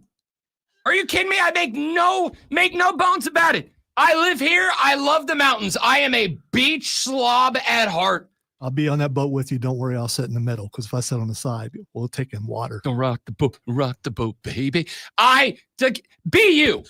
But I also understand that if I got a phone call tomorrow that said, hey, Rob Brown, this is so-and-so at Duke's Mayo, and we'd like to become the title sponsor of the show. We would like to become the Rob Brown Show presented by Duke's Mayo, and we'd like to give you $500,000 a year to be the title sponsor of the Rob Brown Show. Can you come by and let's have a conversation? I'm not showing up like this, because while it is unapologetically and authentically me, yes, I do want a gold chain.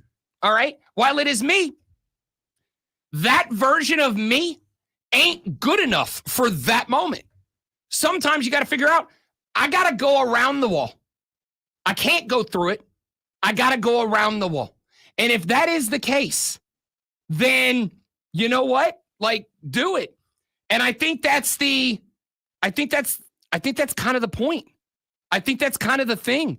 I think it really comes down to this team, just for whatever reason, can't recognize that what you're doing ain't gonna do it.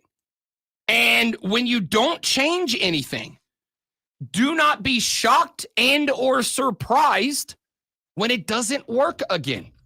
That LSU team, I will say this, I had an almost I had a reaction because I heard yesterday, and Lonzo pointed it out from Heather Dinich, who I respect. Of all the voices that network has covering college football, Dinich is up at the top of the ones that I actually do respect as a voice. When she was like, I think this LSU team is a front runner for the national championship, I was like, whoa, let's slow the roll. We've played one game. We've played one the game. And it is very possible that maybe, as we have maybe done with everybody, maybe we have overestimated Clemson, right? Oh, 12-0 winning the ACC, first round bye, no question. Maybe we've overestimated Clemson a little bit.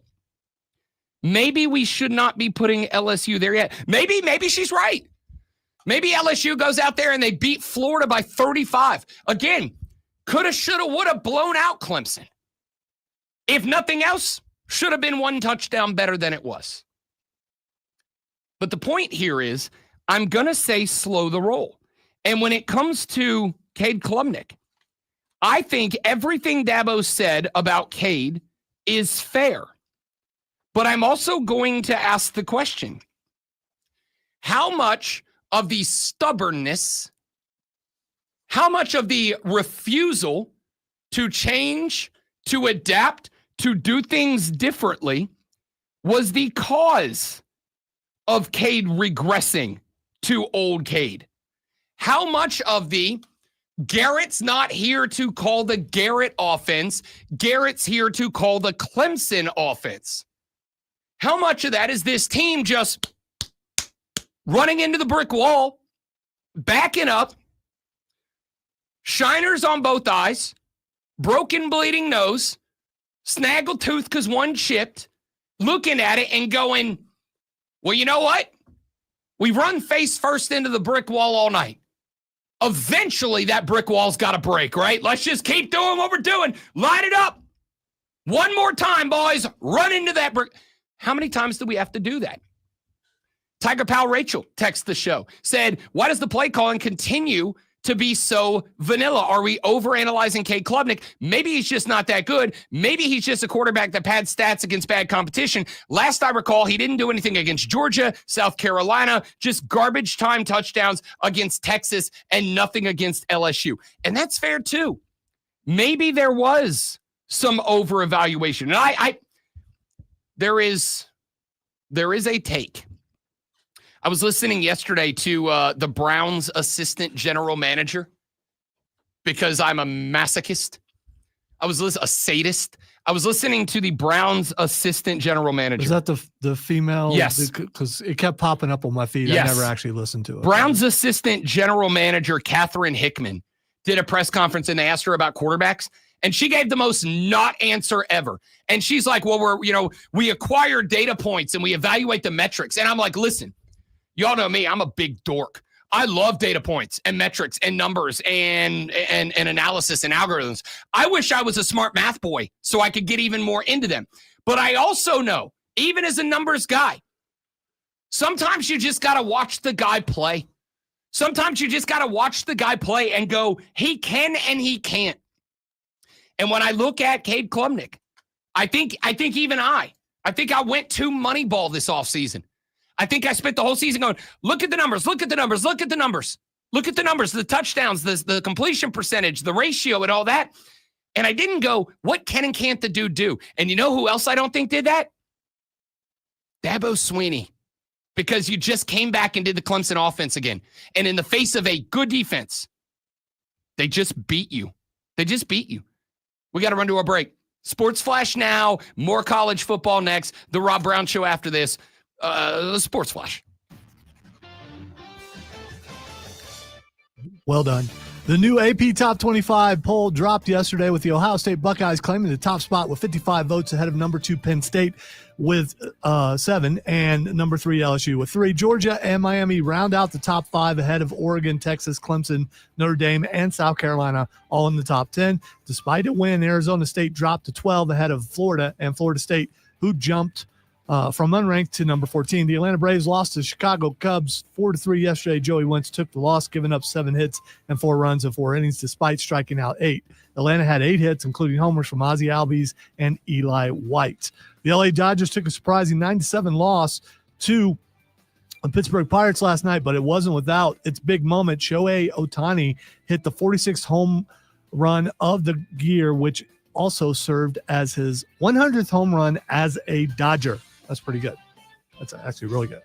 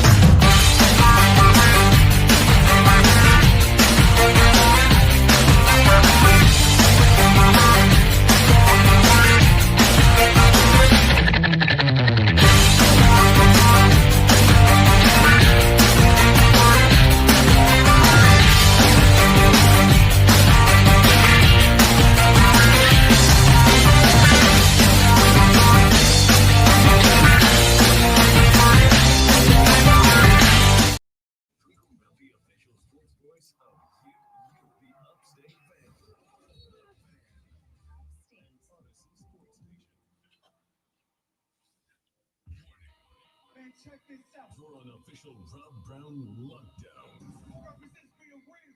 Yeah. Manufactured locally for the Carolinas. This is the Rob Brown Show. The Rob Brown Show is back on your radio. It is the Fan Upstate. Rob Brown, the great one, Lonzo, and you.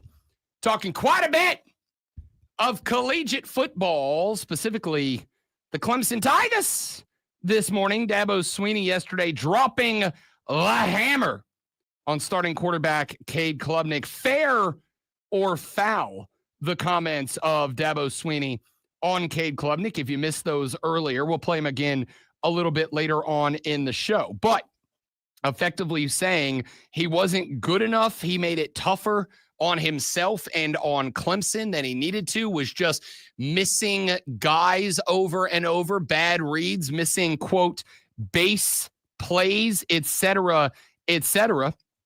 And we're going to talk about that a little bit more as the show progresses, but I am looking to you for your response, Clemson fans. Texter Spike text the show, said, Rob, you weren't here for Denny Ford's reign. I watched multiple times as his teams ran through the wall. Look, I want to be clear. When I say running into the wall, I am not talking about a good, hard-nosed, power-run football team.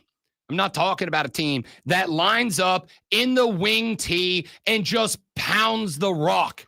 Because if you can, and you can do that, and it is successful, go forth and be victorious.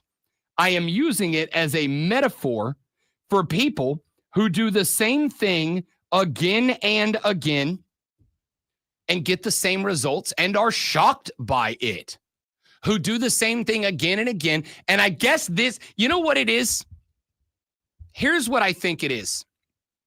Because we had a texter earlier in the show who said that the frustrating thing or their belief is, it was Tolo J. Butane, who said Dabo was saying it to place blame and get the heat off of himself. And I got to tell you, I think there's an element of truth to that. I do, because the majority of the criticism that I have heard from Clemson fans is it's the same old crap. It's the same old crap. It's just doing the same things again. And if doing the same thing again and again results in the same results again and again, and then you keep doing those same things again and again, at some point, the guy calling the shots has to be held responsible. You know, Cade Klubnik isn't out there calling the plays, running the offense. And at this point, because, and this is, I bring it back to Dabo. When Dabo Swinney said after the hiring of Garrett Riley, we're not bringing Garrett Riley here to run the Garrett Riley offense. We're bringing Garrett Riley here to run the Clemson offense. Well, is that not effectively saying whoever is here is going to do it my way? And don't get me wrong. It is within the purview of a head coach to say, my way or the highway, homie. You're going to do it my way or you're not going to do it. Cool, done, got it. But if your way ain't working, and I guess this is kind of why I've hit this a few times. At some point, you just have to chalk it up to stubbornness.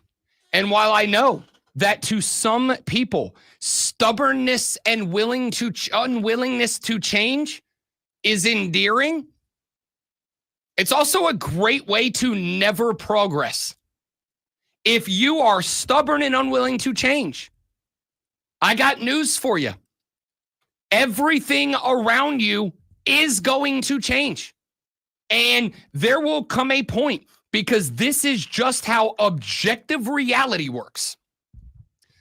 At some point, when things around you change enough, your way can't work anymore. It just can't, because everything around you will be too changed for your way to work. I'm not saying you got to go through this like dramatic, sweeping, generational overhaul. I'm just saying, if we're locking it into football, it's some way, at some point, defenses are going to change enough that your way can't work anymore. Why do you think people don't run the triple option anymore? Because eventually defenses got big enough and strong enough and fast enough to stop it. At some point, being stubborn and saying, damn it, this is our way. Well, guess what? It doesn't work anymore. So you were talking about progressing. How do you progress any further than a national championship? He's already won a couple of those. Yeah, when was the last one? It's been a while. Right. But it's not, to me, it's not a matter of progression. It's a matter of getting back to where you were before, which was the top. Cool. But yeah, we want to get back to the top. But getting back to the top doesn't mean that the way you did it to get to the top then is the way you do it to get to the top now. It's going to take a different set of circumstances, a different set of resources and tools and style. I'm not talking about style like me. I'm talking about style of playing, style of recruiting, style of using the portal, style of executing. It takes a different sort of style to get by than it did then. Like, I understand it. But it's just not going to get it done. It's just not. Like, what you did to win in 2018 was great, but it's not going to work in 2025. It's just not. So with all of that being said, I guess, like I said, the point for me is it feels like this is Dabo's stubbornness and unwillingness to change. Texture said, come on, Rob, how dare you mention coaches having to change? I mean, they can always coach UNC. Yeah. I mean, I think that's a great example, right? Tom Brady leaves New England. He goes to Tampa. Tom Brady wins the Super Bowl. What did New England accomplish after he left when Bill Belichick kept coaching the Bill Belichick way? Not a damn thing. They won nothing. Belichick changed nothing. And without the equipment that he had in Tom Brady, he accomplished nothing. In fact, he accomplished the opposite of nothing. He accomplished nothing after Tom Brady left. And if he accomplished nothing after Tom Brady left, is that not the illustration? Bill thought that he was going to be able to rule with an iron fist his way back to success without Tom Brady. The reality is that was never going to work. Quick question. Are you higher now on the New England Patriots with Mike Vrabel at the helm than you were when Bill Belichick was at the helm sans Tom Brady? Because I am. There's a reason for that. The style of coaching of Mike Vrabel, I think, gives them a better chance of winning than the style of coaching of Bill Belichick without Tom Brady. That's it's a joke, but that's a perfect illustration. Here's another good text. I was going to do the audio blitz here, but you guys are killing the text line at 844-326-3663, so we'll push that. Texter said, Rob, I believe what you're talking about right now is why Nick Saban left the game. I completely agree. This is not new. It just happens to be that Dabo Swinney's still coaching. I have said a handful of times the reason that a lot of college coaches are outspoken about their dislike of the portal and their dislike of NIL, they're going to say, well, it's about the game. I don't want the game to lose it's this, it's that. I don't want the game to lose its prestige. I want these things to matter. No, that's not why you're complaining. That's not why you're complaining. You're complaining because your job got harder. You're complaining because the way you used to do it will not work in the new day and age. You're complaining because now you got to coach a little bit more. Now you've got to be smarter about how you recruit, about how you get guys, here, you know what? Let me play you a clip real quick. This is from Rich Rodriguez, who is once again the head coach at West Virginia. I've done this for a long time. I hear everybody say, well, you can't coach them hard anymore. Kids are different, whatever. And I'm like, 20 years ago, you tell them to do this or run through the wall, they'll do it. and they want to ask any questions. Now they'll still do it, but they want to know why. And if you don't give them a good answer, they'll Google it and say, well, that's not what it says in Google. So they're smarter, right? And so you better you got to be more prepared as a coach to get the demands. But I still think good players want to be coached. I still think as a coach, your job is to demand that they do the things the way they're supposed to be done and not sacrifice from that. So that's the one thing we told our guys. Listen, we're going to demand maybe more than you've ever been demanded from in your life, and we're going to stay to that standard. And if it's not for you, it's not for you. To our guys' credit, they had to buy in. They didn't have a choice. But it's still, I have to understand as a coach, we still have to understand it's a process for these guys to understand, because their version of playing hard, so to speak, is probably different than mine, and it's got to match up the same way. I love that from Rich Rod. Rich Rod's taken a lot of crap for his career successes and maybe more importantly career failures, but I like that take from Rich Rod. He said, "Look, it used to be that you got guys in the locker room and he said, do this, and they just did the thing, and now guys want to know why. Is that a bad thing?" Is that a bad thing? If you have a good reason for demanding a thing of them, it shouldn't take anything out of you to say, yeah, here's why, right? Like, it is fine to lean on the old because I said so to your kids. That's fine. And hell, you can be a boss who drops the old because I said so on your employees, but do not be shocked when your employees go, yeah, that's not good enough for me, and they go work somewhere else.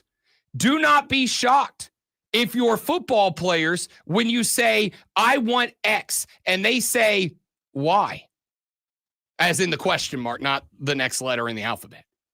When you say, I want X, and they say, why? If you don't say, because we're trying to install this. The reason I want you to do this is because if you kick out that nose tackle, a lane's going to open here. The reason I want you to drop the hits and shift to the right is because if you can pull the safety over, we're going to be running a backside seam into his territory. And if you can get him focused on the sideline, we got a chance for a big play over the middle. It shouldn't be that hard. And then to recruit guys, whether it's out of high school or whether it's out of the portal, that line up with what you have in terms of values and work ethic or whatever, that's your job now. That's your job. And I do think that last texter is correct. When I think he said, and I credit Nick Saban for this, I think Nick Saban got to the point that he went, I don't want to explain why to football players. I just want them to do what I want them to do. I don't want to have to deal with football players going, well, I want this much money or I want that. So instead of grabbing the mic and complaining about it, telling everybody why their way's wrong and my way's right and we got to do this and do that, Nick just said, yeah, I'm done. That's enough of that. I don't want to have to deal with any of that. I think that to some degree, the stubbornness, the refusal to change the way it is done, while it has been endearing to Clemson fans about Dabo Swinney, I got news for you. You know why it was endearing? Because he won you natties. Because he had you in the hunt for 7, 8, 9, 10 consecutive years. Because you were a player in the game. It's endearing.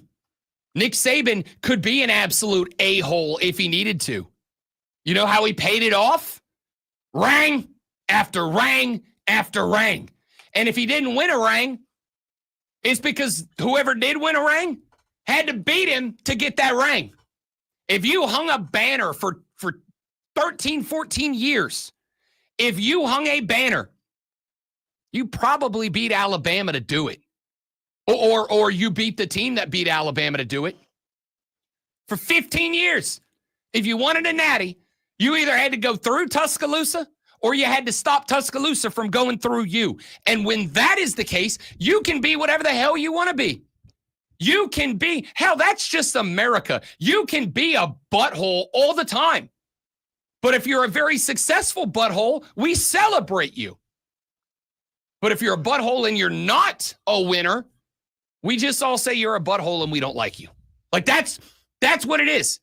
America loves a winner more than anything else. We will put up with straight up anything, if you win. Am I right, Ray Lewis? You get my drift? We'll put up with anything if you win.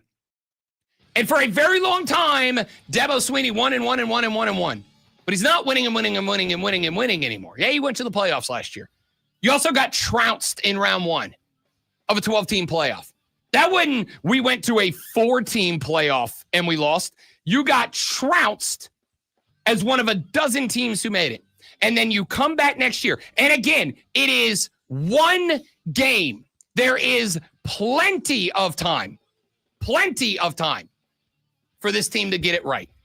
But here's what I know from game number 1. The play calling was boring. The play calling was unimaginative. It was uninspired. It was the exact same play calling that made you have to go gut out an ACC win to punch your ticket or not go last year. And you came back and you did it right away. And then right after it happens, and again, Cade Klubnik played poorly. I'm not disagreeing with that from Dabo Swinney. How much of it was maybe Cade isn't what he was cracked up to be? And how much was it, hey, he can only work with what you play call and put around him, right? Maybe you'd have thrown Tom Brady himself out there and it would not have mattered because you just didn't play call a good game. How much of it is that? I think the answer isn't 0.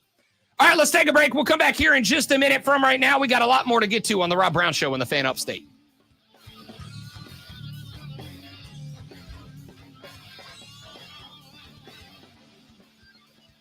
That is fair, Steven. But I think you get the point. I think you get the point. Be right back, guys.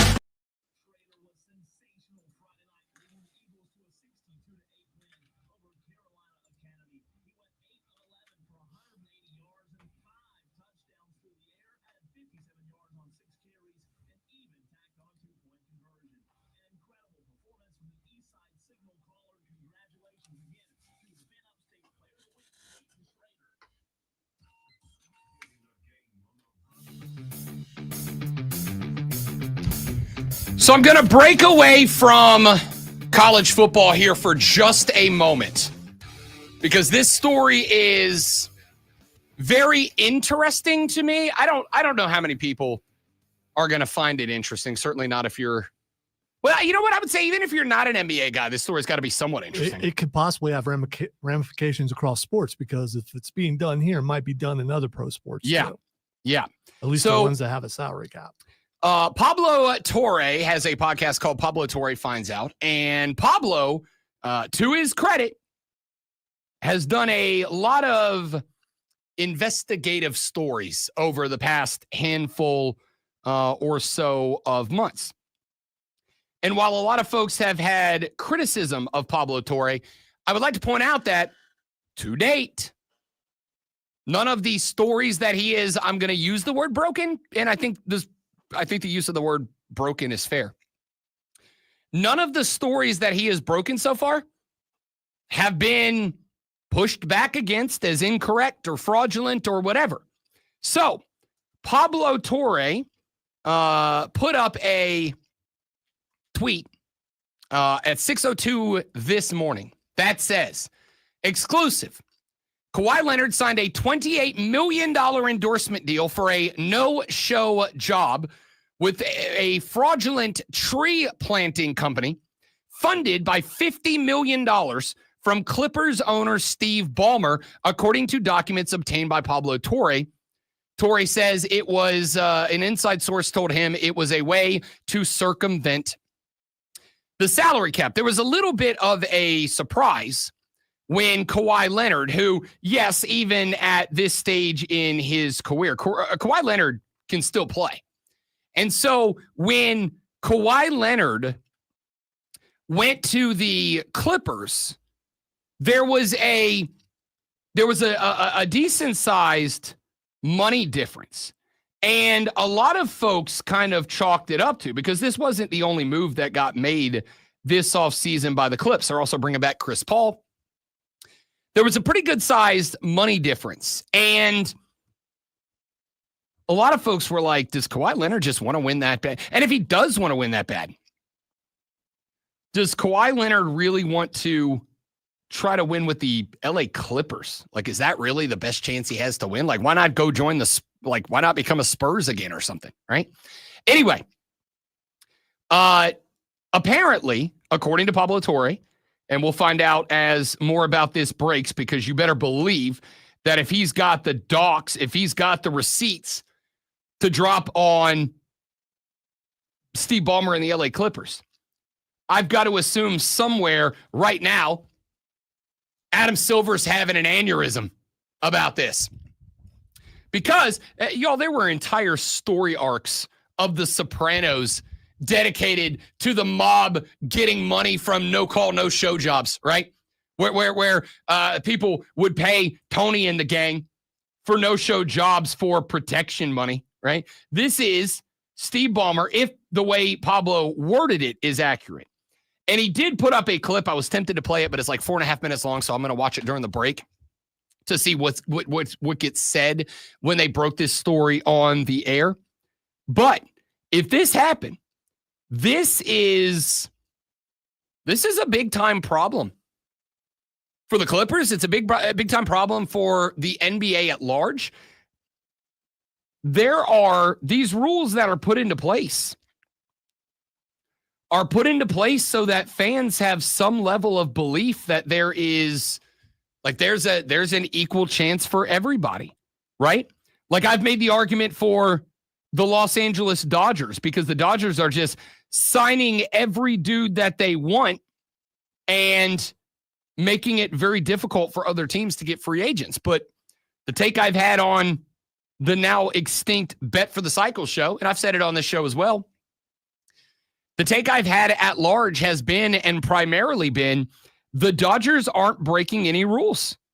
If the MLB, under their collective bargaining agreement with players, has allowed for deferred payments of salary, then you can't really get mad at the LA Dodgers for deciding that they are going to use deferred payments for salary, even if it is for literally $1 billion.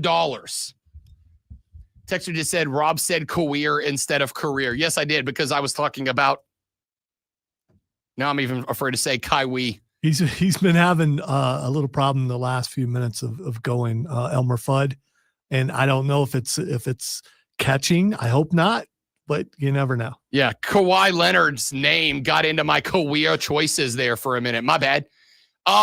So this this story could turn into something. This story, because if it turns out that an NBA owner was propping up fake companies and then no-show jobbing a player that was a free agent that could have been on your favorite NBA team, but an owner propped up a fake company to effectively give him a $28 million signing bonus, but he couldn't just give him the bonus. So he, especially considering, and I guess this is the part that's going to be interesting. I don't know where is, I need to go look this up. I'm out of the basketball mindset right now. And unfortunately for me in this exact moment, I don't exactly have the salary cap figures of the LA Clippers memorized going into the offseason. I don't know what the salary cap number for the LA Clippers is. Slacker, I know. Man. I'm real bad at this job. I don't know what the salary cap number for the LA Clippers is. What I do know is the NBA obviously has the luxury tax.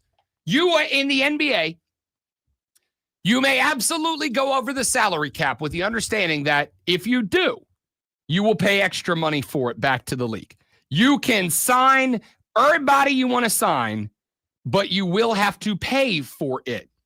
So if this number signed as a bonus to Kawhi Leonard, if this number would have put Steve Ballmer and the Clippers over the salary cap, then that obviously becomes a big problem to the NBA, because you're not just now circumventing the rules and very clearly knowingly circumventing the rules, right? This isn't a crime where you can plead ignorance to the law. If you circumvented the rules by doing this, if it's true, let's start with that. If it is true, and again, Pablo says he's got receipts. If you circumvented the rules, if you knew that you were circumventing the rules when you did this, and if while circumventing the rules, you tried to hide it via shell company, I got to tell you, even though Steve Ballmer has been, I thought, one of the better owners for the NBA. Think about that new building he just built. It is a fan-first experience there. I think they've done a very good job. If they have put this whole thing together in order to circumvent the rules and avoid a payment to the NBA via the luxury tax in order to do it, and in the process of all that, preventing another team that maybe played it the right way and had money for Kawhi but didn't have that $28 million bonus pay, this seems like it would be a big problem, like a big problem. This is going to be interesting to watch play out. It's big enough to me that I interrupted college football to talk about it for a minute. All right, when we come back here in a minute, we'll do the audio blitz. We got some audio I want to play for you, including more from Dabo Sweeney, some from Brian Kelly, some from Dan Lanning across the college football landscape. That's all coming up on the Rob Brown Show and the Fan Upstate. They're right there, guys. I got to take care of something.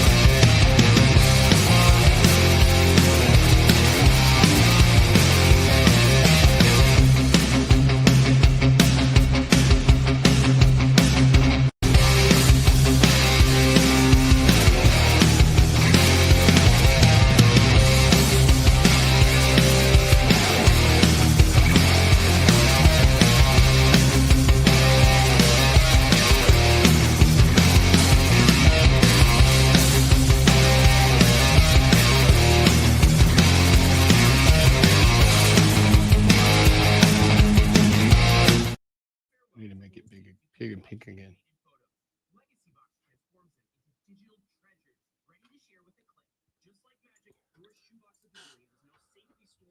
Did you see Tessitore calling the Florida State game?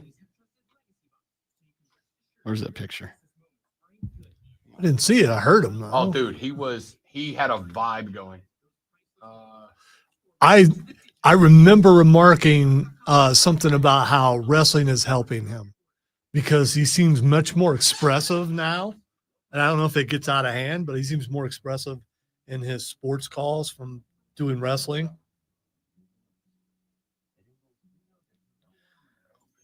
I don't think he was vanilla, but he was on the edge of being vanilla. But after going to WWE, he's kind of went the opposite direction. Yeah.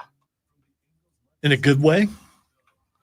But he could easily be Tony Romo and if he goes too far.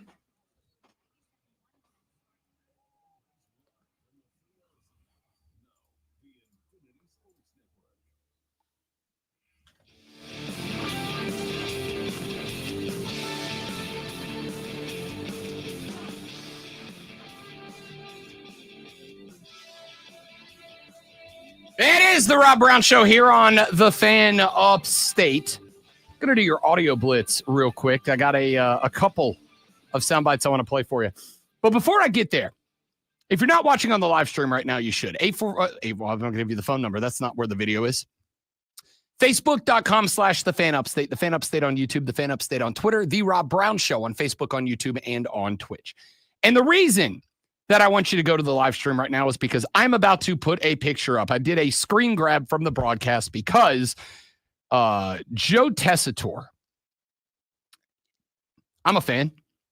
Lonzo and I've had the conversation before. Lonzo said the wrestling has helped Tessitore, and I agree with him entirely because Tessitore has really leaned into what I think is what separates great broadcasters from good broadcasters, and that is having a personality, having a sense of who you are, and being that without taking away from the game, right? The ability to have some sort of personality we can connect with on a personal level while still making the game bigger than you. This is a picture of Joe Tessitore during the game on Saturday, Florida State versus Alabama. Now, I took some flack today because your boy rolled up in here, if you're again watching on the stream, in my loosey-goosey button-up boating shirt with the top collar undone. Tessitore. It's a very non-football season type of shirt. It's a very summer vibe. Well, it's more like, oh, I got a meeting today, which is what I asked you if you had a meeting today. Nope, this is just the official outfit of being a bro. So Tessitore. Are you about to buy a Miata? No. Okay. I would buy a Corvette in this outfit for sure. Tessitore rolled up to do the Florida State Alabama game in a fashionable Euro cut blue suit, but he rolled up with the top of his white shirt unbuttoned, a gold chain on top of that, and the beard is grown out. He's dropped the clean shaven look. He's just gone with the salt and pepper beard. He's got the fashionable glasses on. Josh Pate described him as a dude who just got done having some under-the-table conversations in Miami. And I'm like, yeah, it's a good vibe. I was going to It's a good vibe. I'm curious, spray tan or real tan? I don't know. My initial thought was, oh, he's going full kayfabe with the in-ring spray tan and everything. Like he's a little orange. He's been hanging out with Braun Breaker. He's been hanging out with Braun Breaker. Like he's got the orange face. He's radiant. He's got the glow vibe going. And I got to tell you, I get it. I appreciate it. I'm not a spray tan guy myself, but like the suit, no tie, open button, gold chain, fashionable glasses, salt and pepper beard, grown out, trimmed, but nice. That dude, if I told you that is not the number one play-by-play broadcaster in college football and professional wrestling right now, and I told you that guy owned 3 to 5 nightclubs in Miami, you'd believe me. I think it's a vibe. I don't know. I would question the nightclub a little bit because I think it would need a few more gold chains. But that's I don't know. The one he's got on is pretty lengthy. I have never been to a nightclub in Miami, and you probably have. I have. Okay, yeah. And I can tell you, that's the vibe. That's the look. That's the guy has his own special booth. Oh, for sure. That guy didn't have a special. That dude's got his own special room, and there's a curtain in front of it, and you're not welcome back there. But Barbie and Chastity are, is all I'm saying. All right, let's get a couple of sound bites in here. Let's go with Kalen DeBoer. Press conference after taking the L to Florida State this weekend. You mentioned the great week before the game. Just how much do you self-scout the preparation before games? And are there times as a coach where maybe you notice during the week that things might not be going the way that you want them to? You said, what do you mean great week? A great week. You said a great week of preparation. For this week, you're saying? Or are you sorry, referring to last going week? up to Florida State before that game. I said that? You said that, yeah. All right. I want to keep it a buck here. What'd you say to me, Pump? No. That's not the vibe. At least that I took. The vibe was when they said, hey, you said you had a great week. You mentioned the great week before the game. And Kalen DeBoer was like, whoa, what do you mean? What do you mean great week? What do you mean great week? And the guy was like, you said you had a great week of practice going into the Florida State game. I said that? That was that of all of the week 1 L's that got taken, Kalen DeBoer, it's not that his was the worst. It was, but it's not that his was the worst. That was the most deer in the headlights press conference I have seen in a long time. Kalen DeBoer was shocked, stunned into unrecognizability by that. We've had the conversation about nobody wants to be the dude behind the dude, and certainly nobody wants to be the guy behind the GOAT. Here is the reality about it. The only guy that would be capable of succeeding as the guy behind the GOAT is one of the small number of people who want to be the guy behind the GOAT. The guy who look at it and take it as a personal challenge. You know what? Yeah. You might have had Saban, but I can keep you at that level. That's who the hell I am. And I think Kalen DeBoer had that mentality. I think what Kalen DeBoer is learning right now is just how special Nick Saban was, because that was the most deer in the headlights press conference ever. I don't think he realized what it took for Nick Saban to operate at that level. Now, Cam Newton had a reaction on ESPN to Alabama's loss to Florida State. Stop hiring coaches that does not understand the value, the marketability, the expectations of what it's like to play and coach in the SEC. I'm actually happy that that other school is actually losing. If you ask me, I hope they keep Coach DeBoer, because we have chances now, in Auburn. Now, this is the thing that you must understand from all SEC schools. You have kids that have grown up that only knows SEC championship, SEC championship, national championship. So now as adults, we have pull. Now we get to say, we don't want you because you don't understand this. So I want you to know that in the conversation about that being about the SEC, I have a visceral reaction to that. Respectfully, no, Auburn. Nobody thinks that about you.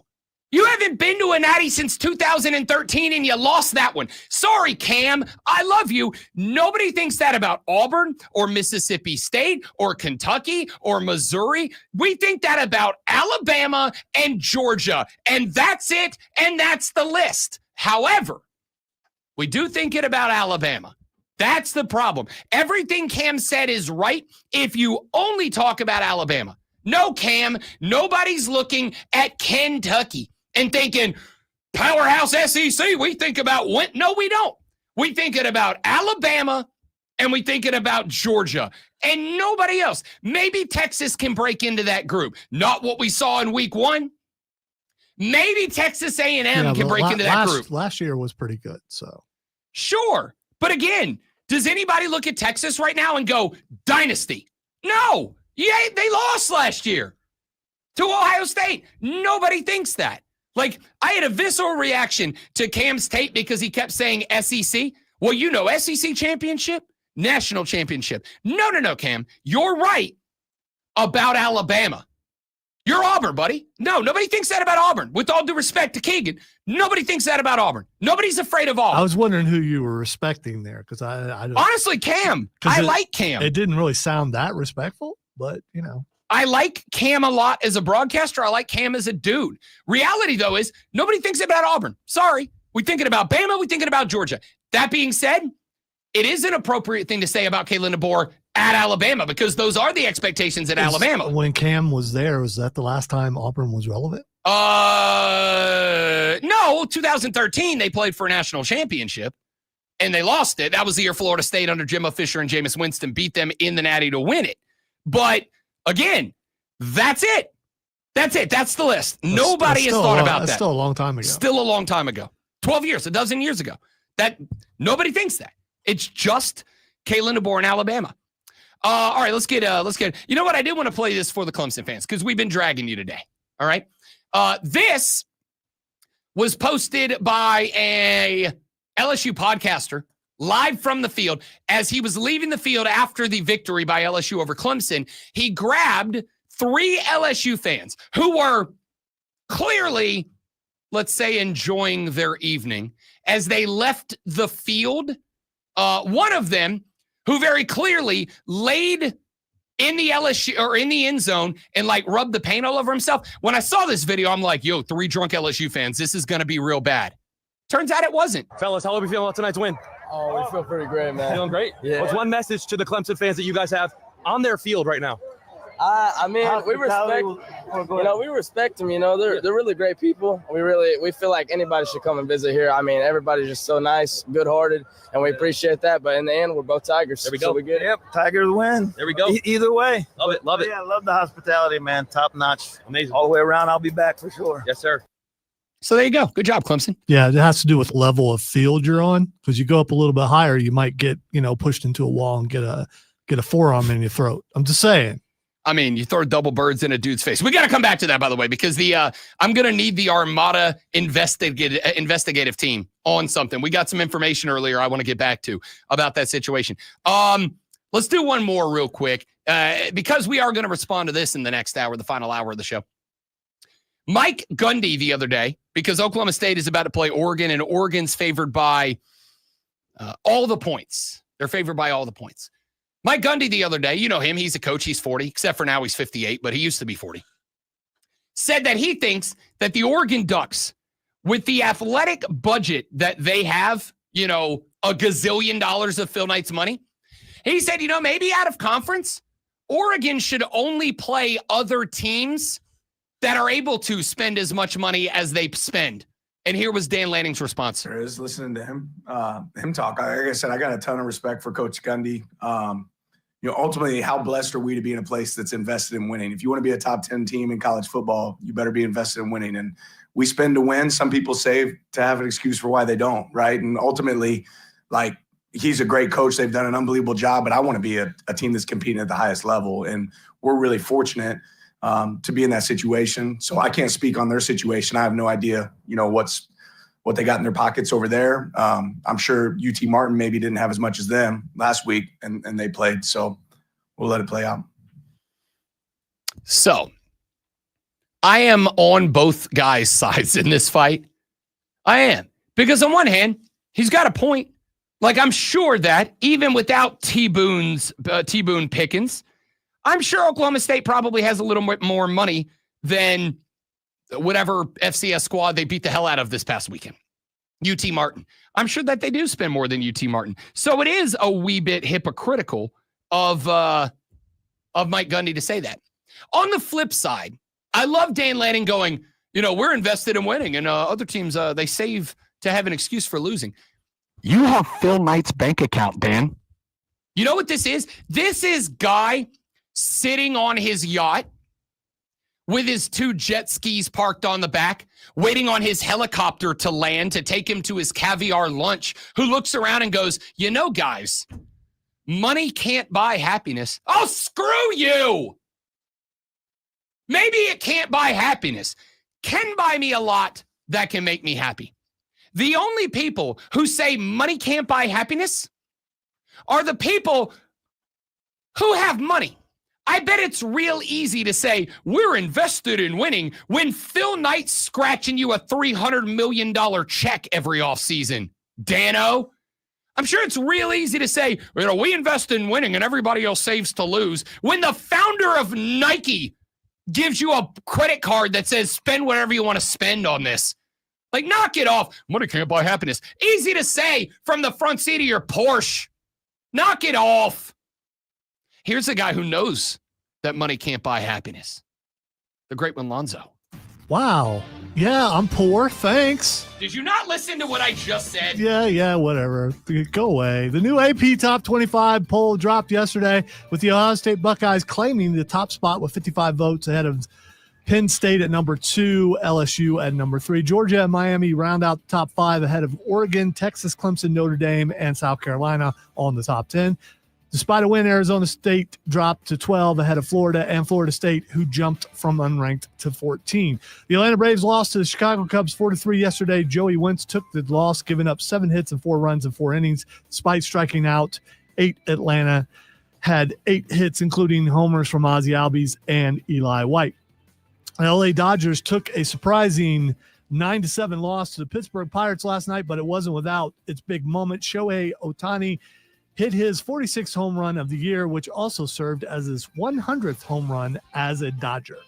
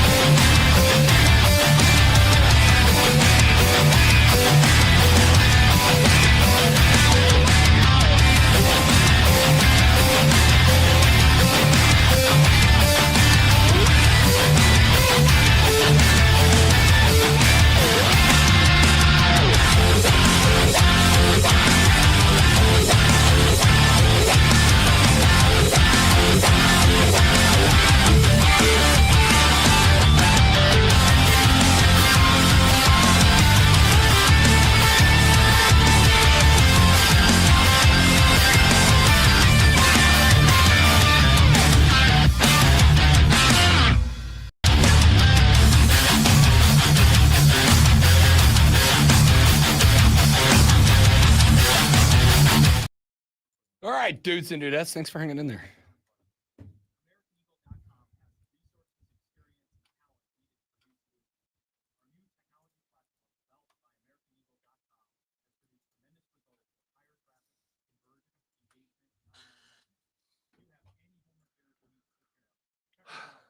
AmericanEagle.com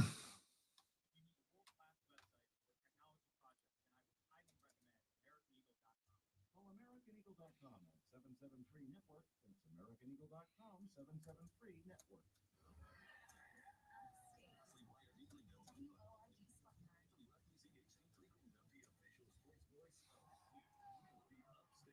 No, you didn't. You lie.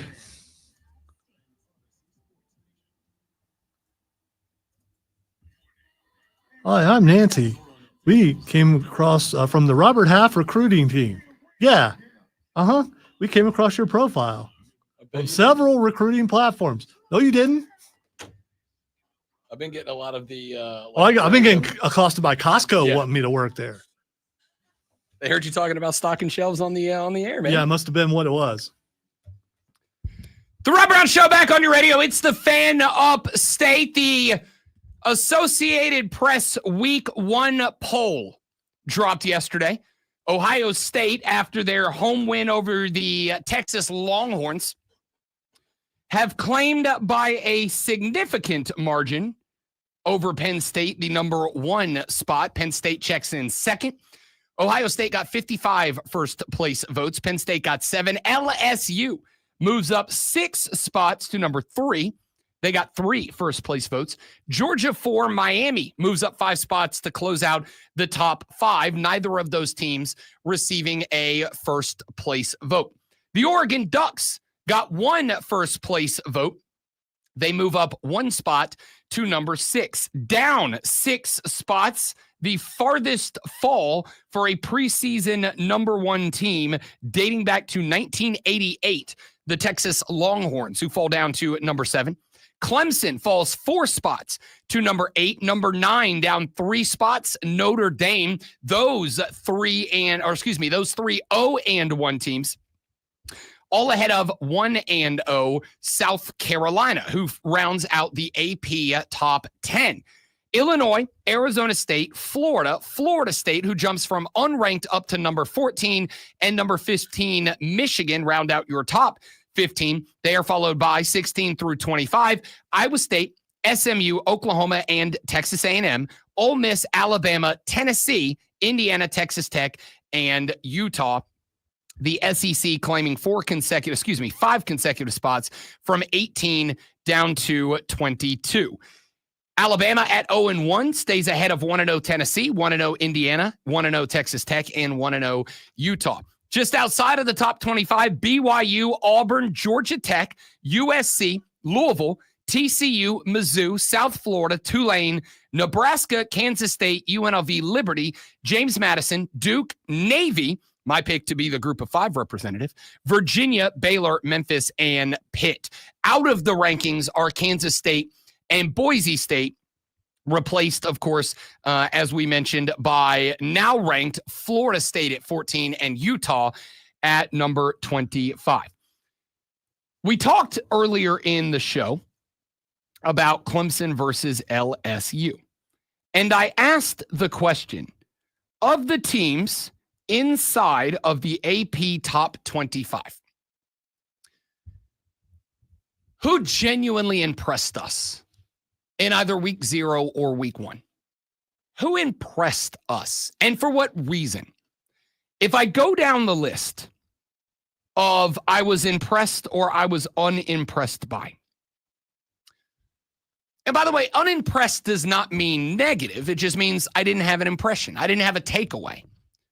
I was unimpressed by Ohio State, but, caveat, put that in bold, but I think I was probably largely unimpressed by Ohio State because I was very unimpressed by Texas. Maybe I was unimpressed by Texas because it's going to turn out that Ohio State really is just that good. And Texas was fortunate to keep it at 14-7. Lonzo has pointed out a few times. He thinks he took a read away of Texas's defense might be very good. And that might be true. And if it turns out that is true, and regardless of Arch Manning in the offense, if Texas's defense goes out there and only allows 14 points per game on average, then maybe we look back in 3, 4, 5, 6 weeks and we go, that actually was a pretty good win by Ohio State. But on the sliding scale of truth, where on one side is Texas bad, and on the other side is Ohio State good, and the truth is somewhere in the middle, the pin dropped closer to Texas bad than Ohio State good. And Texas could have, or Ohio State could have pulled that pin closer to Ohio State good, but I do not feel like they did. So, who in the top 25 through 1 week of football would you say is impressive? Did you walk away from week 1 going, that's a pretty good team? I want to look at the top, let's say top 10, maybe top 15. I was unimpressed. Again, that is not a negative take. It is a neutral take. I was unimpressed by Ohio State in one game against one team. Penn State, unimpressed. I mean, you went out and you hung 40 plus on, who was it? Montana State, whoever. Like, you did what you were supposed to do. I was unimpressed. In fact, I don't think we will get the opportunity to be impressed by Penn State until they play Oregon in a few weeks. LSU. I was impressed by LSU in that they went to Clemson, South Carolina. They played in a hostile situation, and they walked away with a win. And for the record, as I've said 6, 7 times so far, I think they walked away with a win that was better than the final score indicated. I think LSU probably is I am going to view LSU as a 2-score winner in that game. Yes, it was by 1 score. But when we get later on in the year, and it is time to start selecting teams in playoff positions, I will treat LSU's win over Clemson as a 2-score win. If for no other reason, then I thought it was a touchdown. I thought there was a touchdown taken off the board. And as Brian Kelly said yesterday, and you know I do not like to defend Brian Kelly. Here, let me play you 2 clips real quick that kind of put this into perspective. Here is Dabo Sweeney's take on the game, followed by Brian Kelly's response to Dabo Sweeney's take on the game. I mean, if we make the first tackle, I mean, Wade's got the guy. He's got, I mean, I don't even know how his knee didn't go down, but he, you know, without that run, I mean, like I said, the last 58 minutes is 2.8. And that is a physical group. It's a very smart quarterback. And that is a back. So they're going to be a problem. And they got some explosive dudes. And it was a hell of a game. It was a hell of a game. Down the last play. Right out of the gate. It's like getting the final exam day 1 of class. They made a 65. We made a 58. Neither one of us were great. They made a 65. We made a 58 on the grading scale. Well, Brian Kelly heard that and was unimpressed with the take. We dominated him in the second half. So he's either a really good grader for, giving himself a 58, or he's a really hard grader on us, or he didn't see the second half, which that might be the case. He might not have wanted to see the second half. So, again, look, this is all like, past. Who is right? Dabo said, quarterback smart. The back is a back. They're going to be a problem. It's like having the final exam in the first week of class. They got a 65. We got a 58.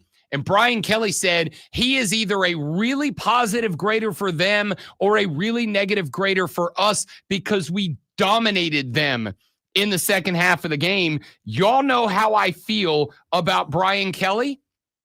And I kind of think Brian Kelly's right. I was going to say advantage Brian Kelly there. Yeah. Yeah. I just, you want to, if you want to dog your team for playing bad, you have the right to do that as a coach, but don't go at the team that just beat you. Where's the advantage? It looks like sour grapes. It looks like, there was no cheating. There was no nothing. You just got beat. Yeah. Yeah. I mean, that's it. Do what Brian Kelly, I guess, said at the end. Just move on. I mean, that was history. Let's move on to the next one. Yeah. I don't have an issue. Like, you're going to respond to it because, it just happened. He just said it. So, like, I'm good with that. But yeah, I have to say, I agree with Brian Kelly. This is why I've said since Tuesday. I think that final score was closer than the game was. Yes, LSU was in control of that game. There was not a point in that game that it felt like Clemson was a Heisman moment away from winning that thing, right? Like, it never felt like just any snap now, Cade is going to Optimus Prime roll out into a Heisman caliber Autobot and win this thing for them. It never felt that way. So I think the point that I am making there ultimately is going to be, when I look at this team, when I evaluate that game, I am mildly impressed with LSU in that they went in and dominated. But much like I said with Ohio State and Texas, I can't be overwhelmingly impressed with Ohio State because it felt like they did enough against the Texas team that I was unimpressed by.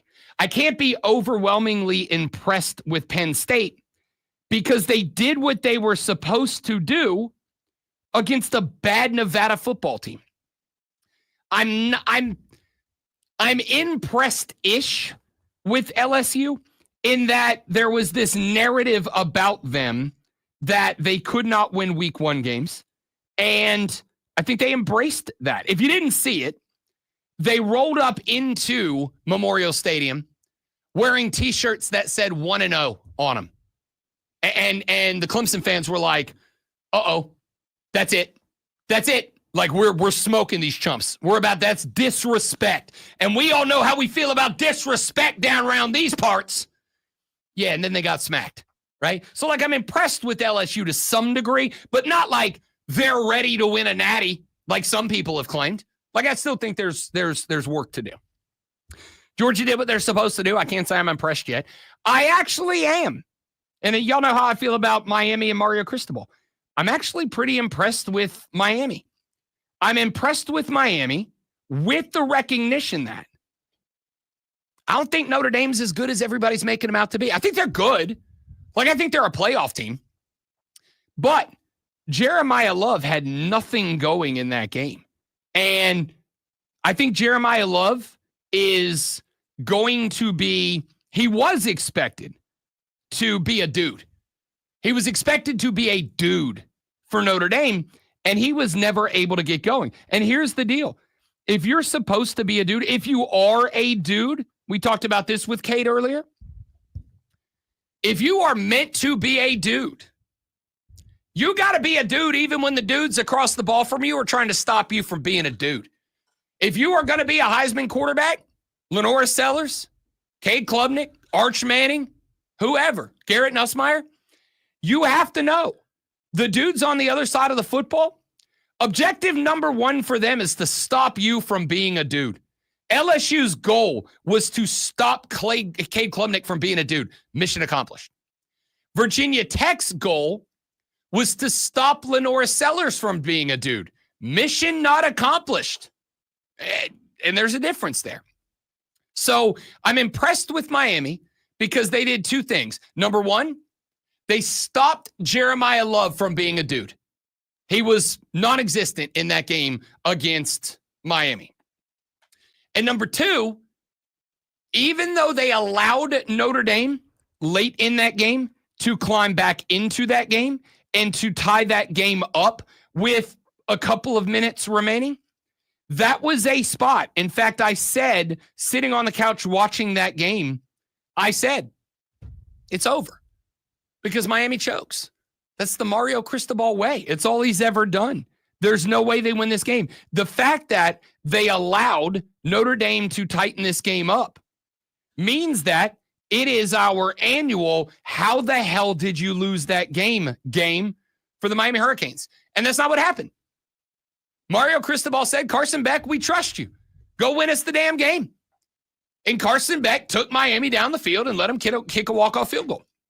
I'm impressed by Miami. Oregon did what you're supposed to do, right? Like you went out there, you got a big win at home against Montana State. Did what you're supposed to do.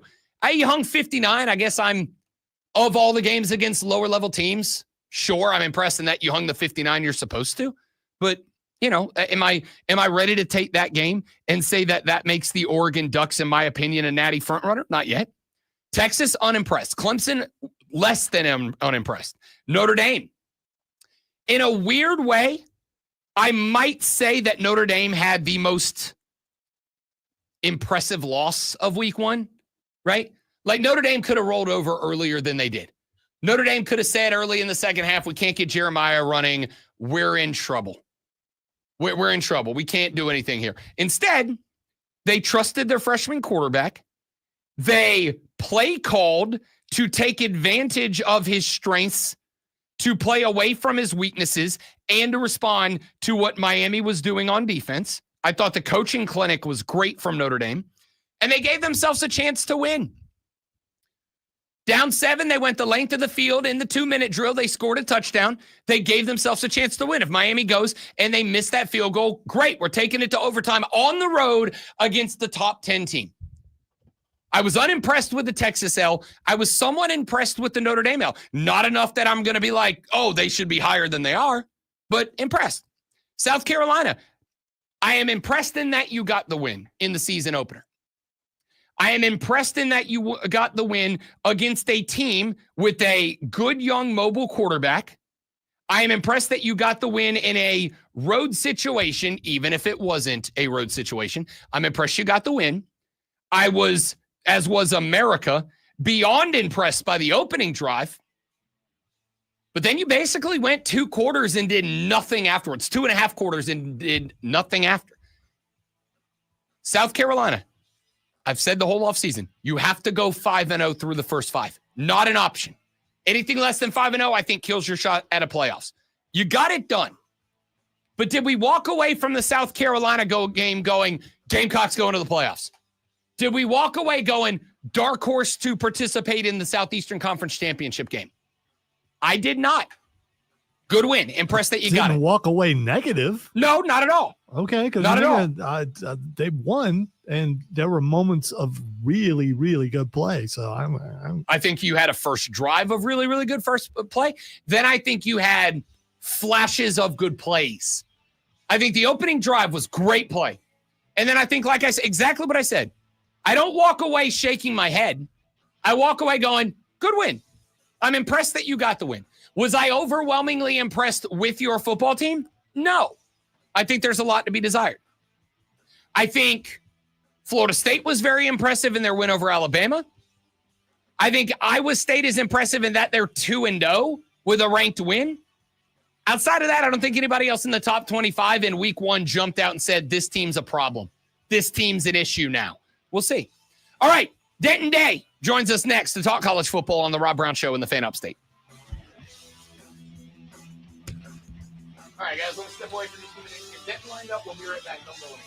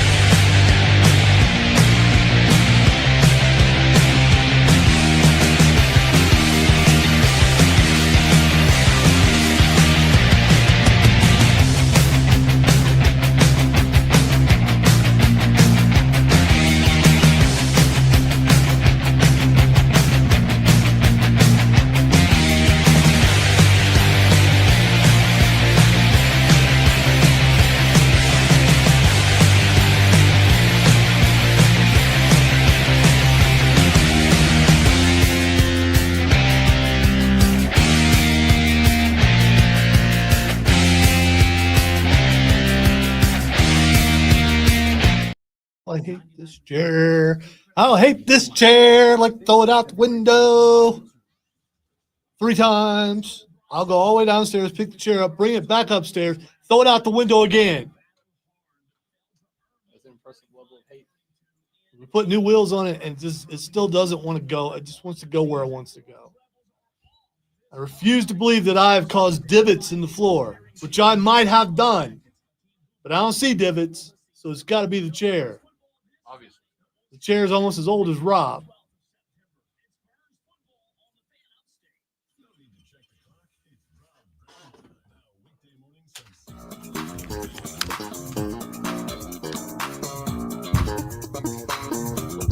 It is Wednesday, my dudes, and it is 9:23 on a Wednesday. At 9:20 on Wednesday, we take a little trip up to the DMV, and we welcome in a friend both on and off the air, buddy of the show, host of College Football Overtime on Sirius XM, and a host and producer on the BetMGM network, joining us after week 1 in college football, now on the radio program, the illustrious, the handsome Denton Day. Denton, have you caught up on sleep from the weekend yet? Because I have not. No, I have not. Late nights, early mornings, Rob, but that is a sign that football is here. So I will be a trooper. Someone has to take one for the team, and I will push on and survive. You know, if the toughest thing we got to do is wake up early to talk about college football, we've made it, buddy. We've made it. Yeah, not the worst set of circumstances in the Not world. at all. Denton Day joining us here on the show. I will start with a question for you, Denton Day, that I have posed to our dear listeners here across the upstate of South Carolina. And that is this. Was there anyone, and I think the answers for me, I think are Florida State, I think are Miami. Outside of that, I don't really have much more. Who genuinely impressed you? Like you walked away going, damn, that team is better than I thought they may have been. The defense for Ohio State. I thought they tackled incredibly well. It's not that I thought that Arch Manning was going to go and tear them up on the offensive side for Texas, but I didn't think that they were going to stifle a pretty good unit for the Longhorns to the way that they did. You know, beating Texas, yes, all over that, thought that was going to happen. Holding them to just 7 points and make Steve Sarkisian look like he was completely out of his depth when it came to coaching offense, I was very, very impressed by that. So Ohio State is definitely that team. I think that's a fair answer. That was Zoe's take yesterday, and I think it is a good take. That being said, with the knowledge that Ohio State's defense is good, on the sliding scale of truth between Ohio State good on one side and Texas bad on the other, how much of that performance from Matt Patricia's defense do you credit to maybe Arch and the Longhorn offense just isn't as good as Paul Feinbaum wanted you to think they are? Well, so I never bought into Paul Feinbaum's take. So maybe I'm in the minority there. I heard his take. He called Arch Manning, Tim Tebow. I was never really on board with any of that. I've held Sark in pretty high regard over the past couple of years. I think he's very good, but I was just more impressed with the way that they tackled and the way that they didn't really seem the defense for Ohio State. They didn't really seem to miss a beat from last year's championship level defense. So it was less about Texas on offense, because even still, like, only 7 points. I feel like against everyone else in the country, they'd be scoring more than 7 points, but that defense for Ohio State was so fundamentally sound. And for all the conversation about, well, Jim Knowles is gone, what are they going to be like? They look just as good, if not better. What about the other side of the coin? What about Texas's defense? Because as much as we want to say, yeah, Texas held them Texas was held to 7 points offensively, Ohio State was held to 14. And granted, new quarterback Julian Sayin did not have the hype that Arch Manning had. What happens if, let's say, Texas goes off for 42 on average the rest of the year, but flip that around? What happens if Ohio State's offense turns around and starts putting up 40 burgers routinely? Well, then they're going to win a championship again if that happens. I don't know that there's going to be a lot of teams in college football on either of these two teams that will be able to hang 30 comfortably, right? So you're going to have to be able to fight as an opposing offense, whether you're playing Texas or Ohio State. You're going to scratch and claw your way to hopefully 21 points. If you're lucky, maybe a little bit more if you really scheme something up over the course of the week, then just catch them by surprised in the first quarter or two. I think both of those defenses, though, are really, really good, really, really talented. I think we just as a college football fandom and fan base need to get a little bit more accustomed to seeing really good defenses over the course of the next couple of years. We saw it last year, partly because the quarterback play last year wasn't very good. But maybe we're just in this era where it's going to be a lot more defensive first teams or teams that are just as good, if not better, on defense than they are on offense. It's going to start winning championships. Denton Day is the host of SiriusXM's College Football Overtime, also a host and producer on the BetMGM network. Let's come full circle and bring it here to the upstate of South Carolina, the LSU Clemson game.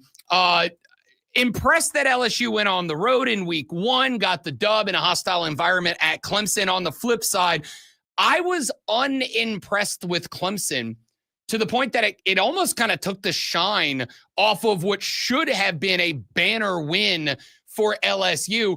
Denton Day, I have put that on.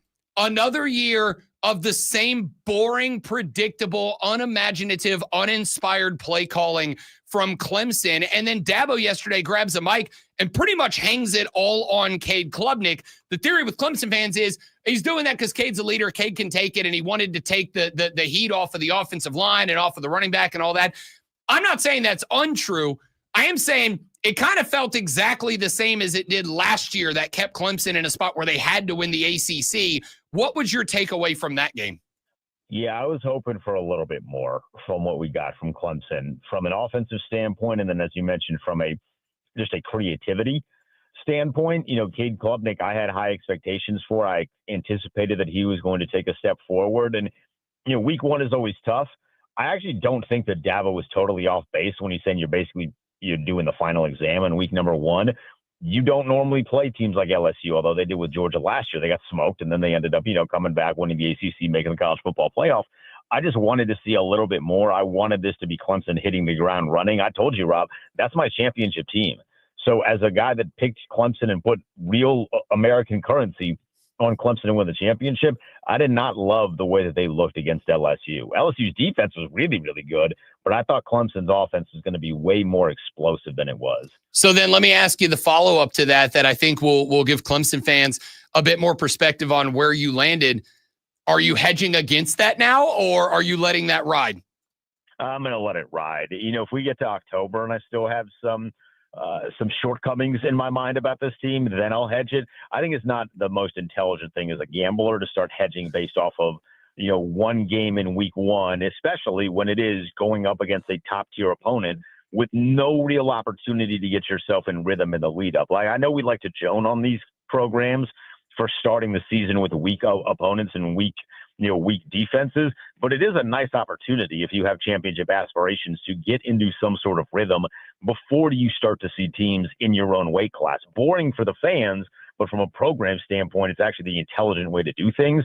So I'm going to give it a couple of weeks, let them get their feet underneath of them. And if they still have these problems after beating up on a bunch of losers and then, starting the ACC competition and they're still struggling, then we'll make a decision there. But after 1 week, I'm not ready to just completely jump off the train. All right, last one. Then I want to get a couple of questions about the Gamecocks in here for you. But Denton Day, 2 weeks from now, the Clemson Tigers head over to Atlanta, Georgia to take on the Rambling Wreck. Granted, Tech did not look as good against Colorado as I thought that they were going to.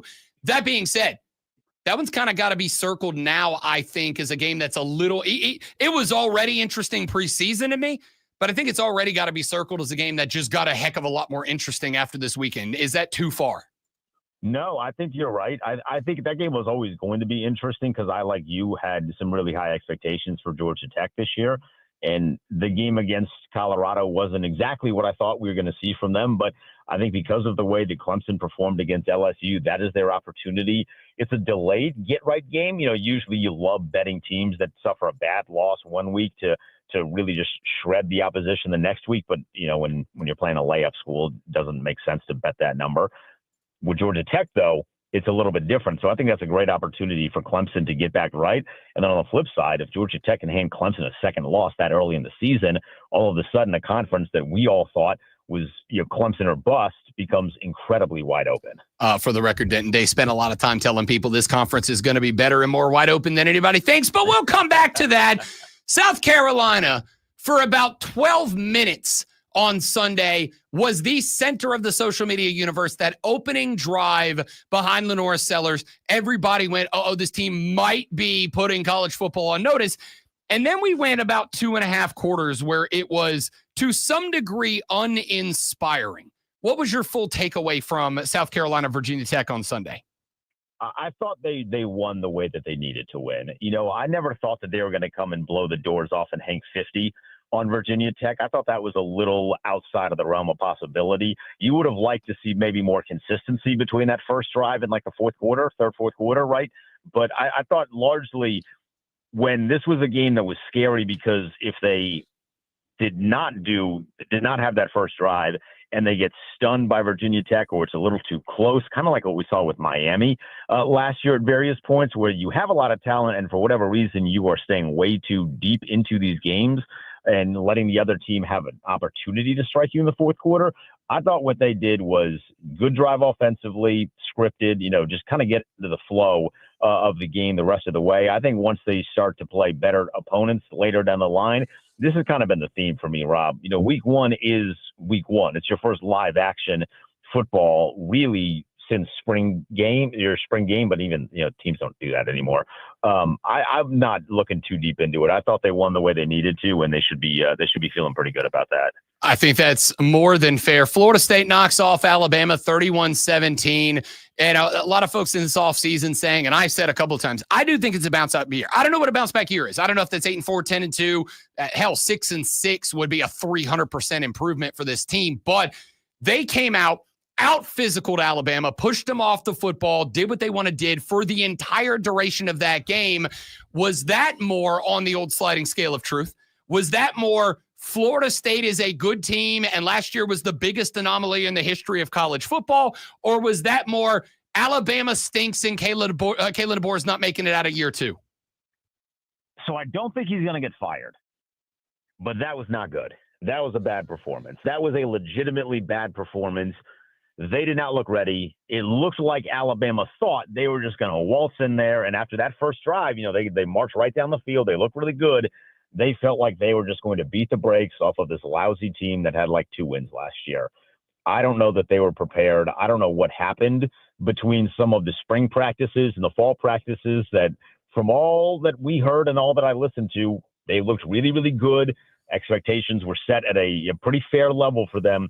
They went and they got dog walked by Florida State. And to the credit of Florida State, they very much now have an identity, which last year they did not. They had DJU at quarterback, and it was a lot of praying that things were going to work out all right.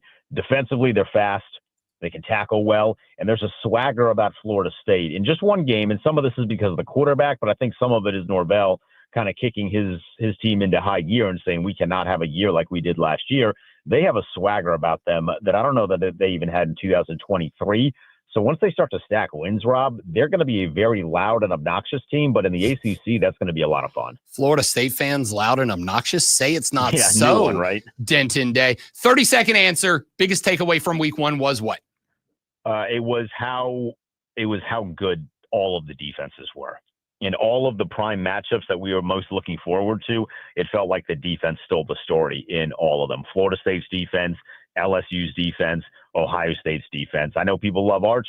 I thought the defense was the real takeaway from week number one. Denton Day is the host of SiriusXM's College Football Overtime, also a host and producer on the BetMGM network, also one handsome son of a gun, and joins us every Wednesday at 9:20 to break down what was and look ahead to what will be. Denton Day, get back to work and take a nap later, buddy. I appreciate it, Rob. I'll talk to you. You got it. Denton Day, my dude. SiriusXM's College Football Overtime, host, producer on the BetMGM network, and all around good dude. When we come back, your thoughts to wrap up the show.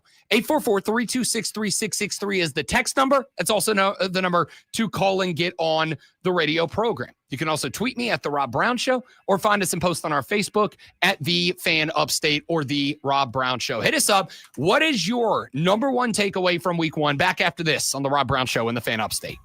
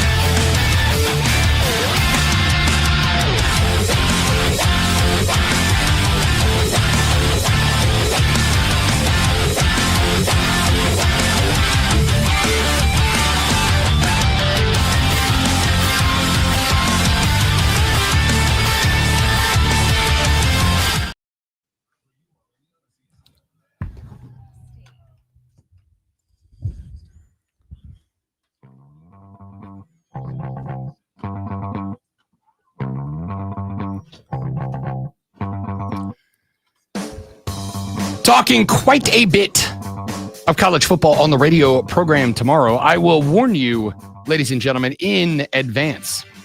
Tomorrow's version of the Rob Brown Show will be very National Football League heavy. And it will be very National Football League heavy because tomorrow evening is the start of the 2025 National Football League season. We will open it up tomorrow evening when the reigning, defending, undisputed NFL world champions, the Philadelphia Eagles, at the crib, taking on the Dallas Cowboys at Lincoln Financial Field.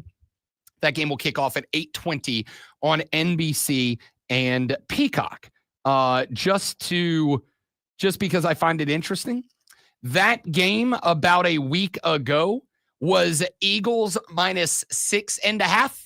That line is now Eagles minus 8.5, which crosses one of those significant betting numbers. Of course, that is that 6.5 number. When you start talking about significant betting numbers, they are 3, they are 7, and they are 9 in terms of the multiplication tables. You know how they work. Any number divisible by. That's what I want to go with. Divisible by. Are you sure you do? I mean. Yeah, I got it now. Okay. Any number divisible by 3, by 6, or by 9. Any number divisible by 9 is also divisible by 3. You get the point. You're looking at multiples of 3s. You're basically looking at any important number. So if that number moves from that 8.5 to a 9.5, which I think it very much might by kickoff tomorrow, that is even more important. Now, there are 2 reasons that a number like that would change. The first number is news about the football team's game, stadium, environment, whatever. Like, for instance, if one team was, I don't know, let's get theoretical. If one team was to hypothetically trade away one of the best edge rushers in the game, a guy who had made 4 Pro Bowls in 4 years that he had been playing and been one of only 2 NFL players in the history of the league to record at least a dozen sacks in each of his first years in the league. If a team was crazy enough to trade that guy away, that would make that team worse, and that team would likely see their number in Vegas drop because of it. Again, hypothetically speaking, who would ever do such a thing besides Jerry and the Dallas Cowboys? So that number dropped from 6.5 now to 8.5. Well, I just didn't want to be a part of the Dallas story. So I just, that's the first. I think that's the first time Dallas has been mentioned the entire show. I believe it has. It's also the first time we've talked about the NFL this morning. Tomorrow, however, on the show, we will talk a lot about the NFL. Tomorrow on the show, we will predict every AFC conference outcome. Then on Friday's show, we will predict every NFC divisional outcome. We will do the AFC Northeast, Southwest tomorrow on the show. We will do the NFC North, South, East, and West Friday on the show. Of course, also Friday on the show, we will break down our college football weekend with the acknowledgement that, as mentioned, it ain't exactly sexy, man. Yeah, it's let's take the favorite. Yeah. On just about everything. Yeah, it ain't a sexy weekend. Like, this is one of those times that I point out that I'm an NFL guy first. All right. First Saturday where your boy doesn't have to work at noon. And what am I rewarded with? Penn State is a 42.5 point favorite over Florida International. Texas as a 36.5 point favorite over San Jose State. I am actually pretty excited. Like, I know that this is going to be one of those games that some of you go, Rob Brown, you are sick and you have a problem. And I agree entirely. Illinois at Duke is my noon game. Like, honestly, there are 2 games at noon that are interesting. Illinois at Duke is one of them. Illinois, by the way, favored by 2.5 on the road, meaning they are slightly less than a touchdown favorite against the home team Duke. But as I have pointed out, Duke's got a squad, man. Won 9 games last year, have a better quarterback this year. So that's kind of interesting. Florida State does not have a line attached as they take on East Texas A&M at noon. Iowa State, Iowa. That's the other noon game that I'm interested in. I am also slightly interested on, of course, the prestigious CW network, Baylor at SMU. You better stop with that because CW is quickly becoming your sports destination. And I don't know why you just poo-poo the CW. I would never. Baylor SMU. That one is kind of interesting. SMU was favored by a field goal at the crib, so they think that is that's a close game. So that one's interesting. Only in that we got to find out if SMU is like real or not. Got to find out if SMU is real or not. Like last year's SMU? Like last year's SMU or not. Indiana, favored by 35.5 over Kennesaw State. Texas Tech, number 24, favored by 48.5 against Kent State. That's your noon window. It's not great. Ohio State at 3:30 hosts Grambling. No line attached. I assume Ohio State's going to be favored by about 100. Number 4, Georgia at home again, this time against Austin Peay. Poor Austin Peay is going to go out there and get knocked into the dirt by 90. Oregon, I would like to say in years gone by, Oregon hosting Oklahoma State would have been an interesting game at 3:30 on CBS. Oregon's favored by 28.5. Clemson at home, favored by 33.5 over Troy. Ole Miss on the road at Kentucky. There's one of our first SEC v. SEC violence matchups of the year. Ole Miss is favored by almost a dozen on the road at Kentucky. Like, this is one of those I pushed back about Cam earlier. You know, when the SEC kids are growing up thinking SEC championship, national championship. Yeah, nobody thinks that about Ole Miss and Kentucky. All right, sorry. Tennessee against East Tennessee State. Like, what matchups am I going bananas about? Florida at home against South Florida? Maybe. South Florida had a good win last week against Boise State. At the same time, as I have pointed out, Boise State without Ashton Jeanty ain't Boise State, man. Florida favored by 2.5 touchdowns. Arkansas State at Arkansas. Cal Poly at Utah. Like, I'm sorry to just be reading a schedule, but the point that I'm making here is week 2 sucks. Michigan, Oklahoma, which is at 7:30 on ABC. Michigan, Oklahoma is the sexiest game of the weekend, and it ain't particularly close. It's like Michigan, Oklahoma, Baylor, SMU, Illinois, Duke. That's the list of good games on Saturday. We go from a lit week 1 to week 2. And now, the Rob Brown Show presents Twitter. I want you to know when I say week 2, I spell it W-E-A-K. Yeah, you beat me to it. I was going to do that. All right, the first thing is Xing today on this fine Wednesday is WWE Shop. What item did they introduce to the shop to bilk you out of another $1,000? Oh, it's not that. It's they spoiled something. Oh, they put up an AJ Lee shirt. They responded to someone who said, how are we going to show up to AJ Lee being on SmackDown when there is no AJ Lee merchandise? And they said, not to worry. There will be AJ Lee's merchandise on the WWE Shop. Even CM Punk retweeted it. Like, oops. Bring back the Spider Lady. Give me the Spider Lady. So somebody at WWE Shop or the person who handles their social media. Yeah, some poor intern is looking for another job. Buffing up the resume a little bit. Yeah, that was unless it's all a work. Yeah, it would appear that she'll be back, very soon. All right, the next thing is Spider-Man. Spider-Man does whatever a spider can. Did we get another leak? No, there's Marvel Zombies is coming out. Okay. There is a little video of Spider-Man taking off the heads of a bunch of zombies all at once. And that is why he is Xing. Can I say it that? It looks pretty wicked. I would love, and I don't know if it's going to be that. I don't know if we will eventually get. There was a scene in one of the comic books where Spider-Man does not hold. Spider-Man is one of the strongest characters in the Marvelverse.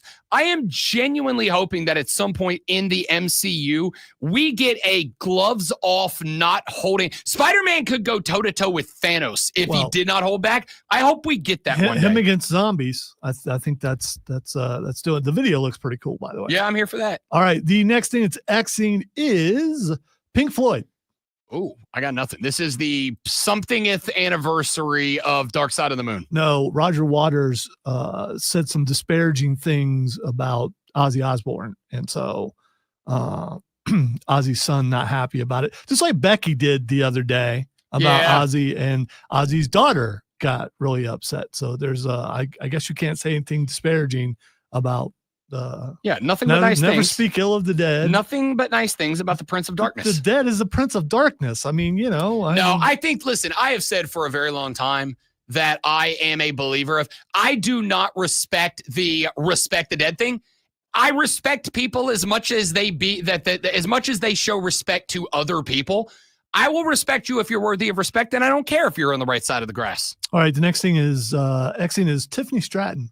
I got nothing. All right. Someone took a picture of her without her makeup, and some people were disparaging about it. And you internet incels have got to stop. Yeah, you got to stop. She just posted another picture of herself without makeup. I don't get what the big deal is. Yeah. I think she's prettier without the makeup, but that's my opinion. All right. And finally, the last thing that's Xing is Adam Silver. Adam Silver is Xing because Adam Silver is about to have a day. Because of the Clipper story we talked about earlier, if you missed it, apparently, according to Pablo Torres, Pablo published some documents that showed that Steve Ballmer, owner of the Clippers, propped up a fake business and then gave Kawhi Leonard a $28 million contract for a job with that business. That wasn't a real job with not a real business, which was his way of getting around, I guess, flaunting the salary cap and having to pay a luxury tax to get Kawhi Leonard to sign with the Clippers along with Chris Paul. I don't know. I know that somewhere right now, if Adam Silver is about to grow hair so that he can then pull it out. That's how frustrated he's about to be. Hey, that's it for us. Thanks for being here. Hope you enjoyed the show. If you didn't, it's because you have bad taste in radio. But come back tomorrow because we will probably try harder than we ever have before. I'm Rob. He's Lonzo. Have a day. Don't drink and drive. I'll punch you in the face. See you back here tomorrow on the Rob Brown Show on the Fan Upstate. Later. Yeah, it's pretty simple. I win. Google me. The hesitation got me. Well, I haven't done it this week. No, the hesitation of in the cut. Oh, the Google me? Yeah. Also, anybody who thinks Tiffany Stratton is in a smoke show sans makeup is an idiot. Yeah, it was. I didn't get that. Smoke show with, smoke show without. She just wins. Google her. Actually, don't Google her at work. All right, kids, we got to do stuff because we have, and I'm not going to say the name to jinx it, but a very large interview coming up today with a.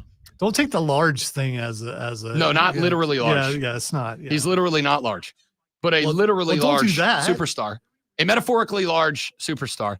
I will not say who it is because I don't want to jinx it because there's still half an hour for it to fall apart. I will say that if we get it done, I will start posting some clips today and the full interview tomorrow around, not in, but around 9:20, which is Fight Club, a segment I've literally never forgotten about. So stay tuned for that. If the interview happens, I'll post a clip or two this afternoon. I will not tell you who it is. I want to do a thing. Are you going to do the thing? Suffice to say, I am going to do the thing. Okay. Yeah, yours is better. Yeah, yours is definitely better. Okay. If you know who that is, that's who we're interviewing. Have a great day, everybody. See you back here tomorrow.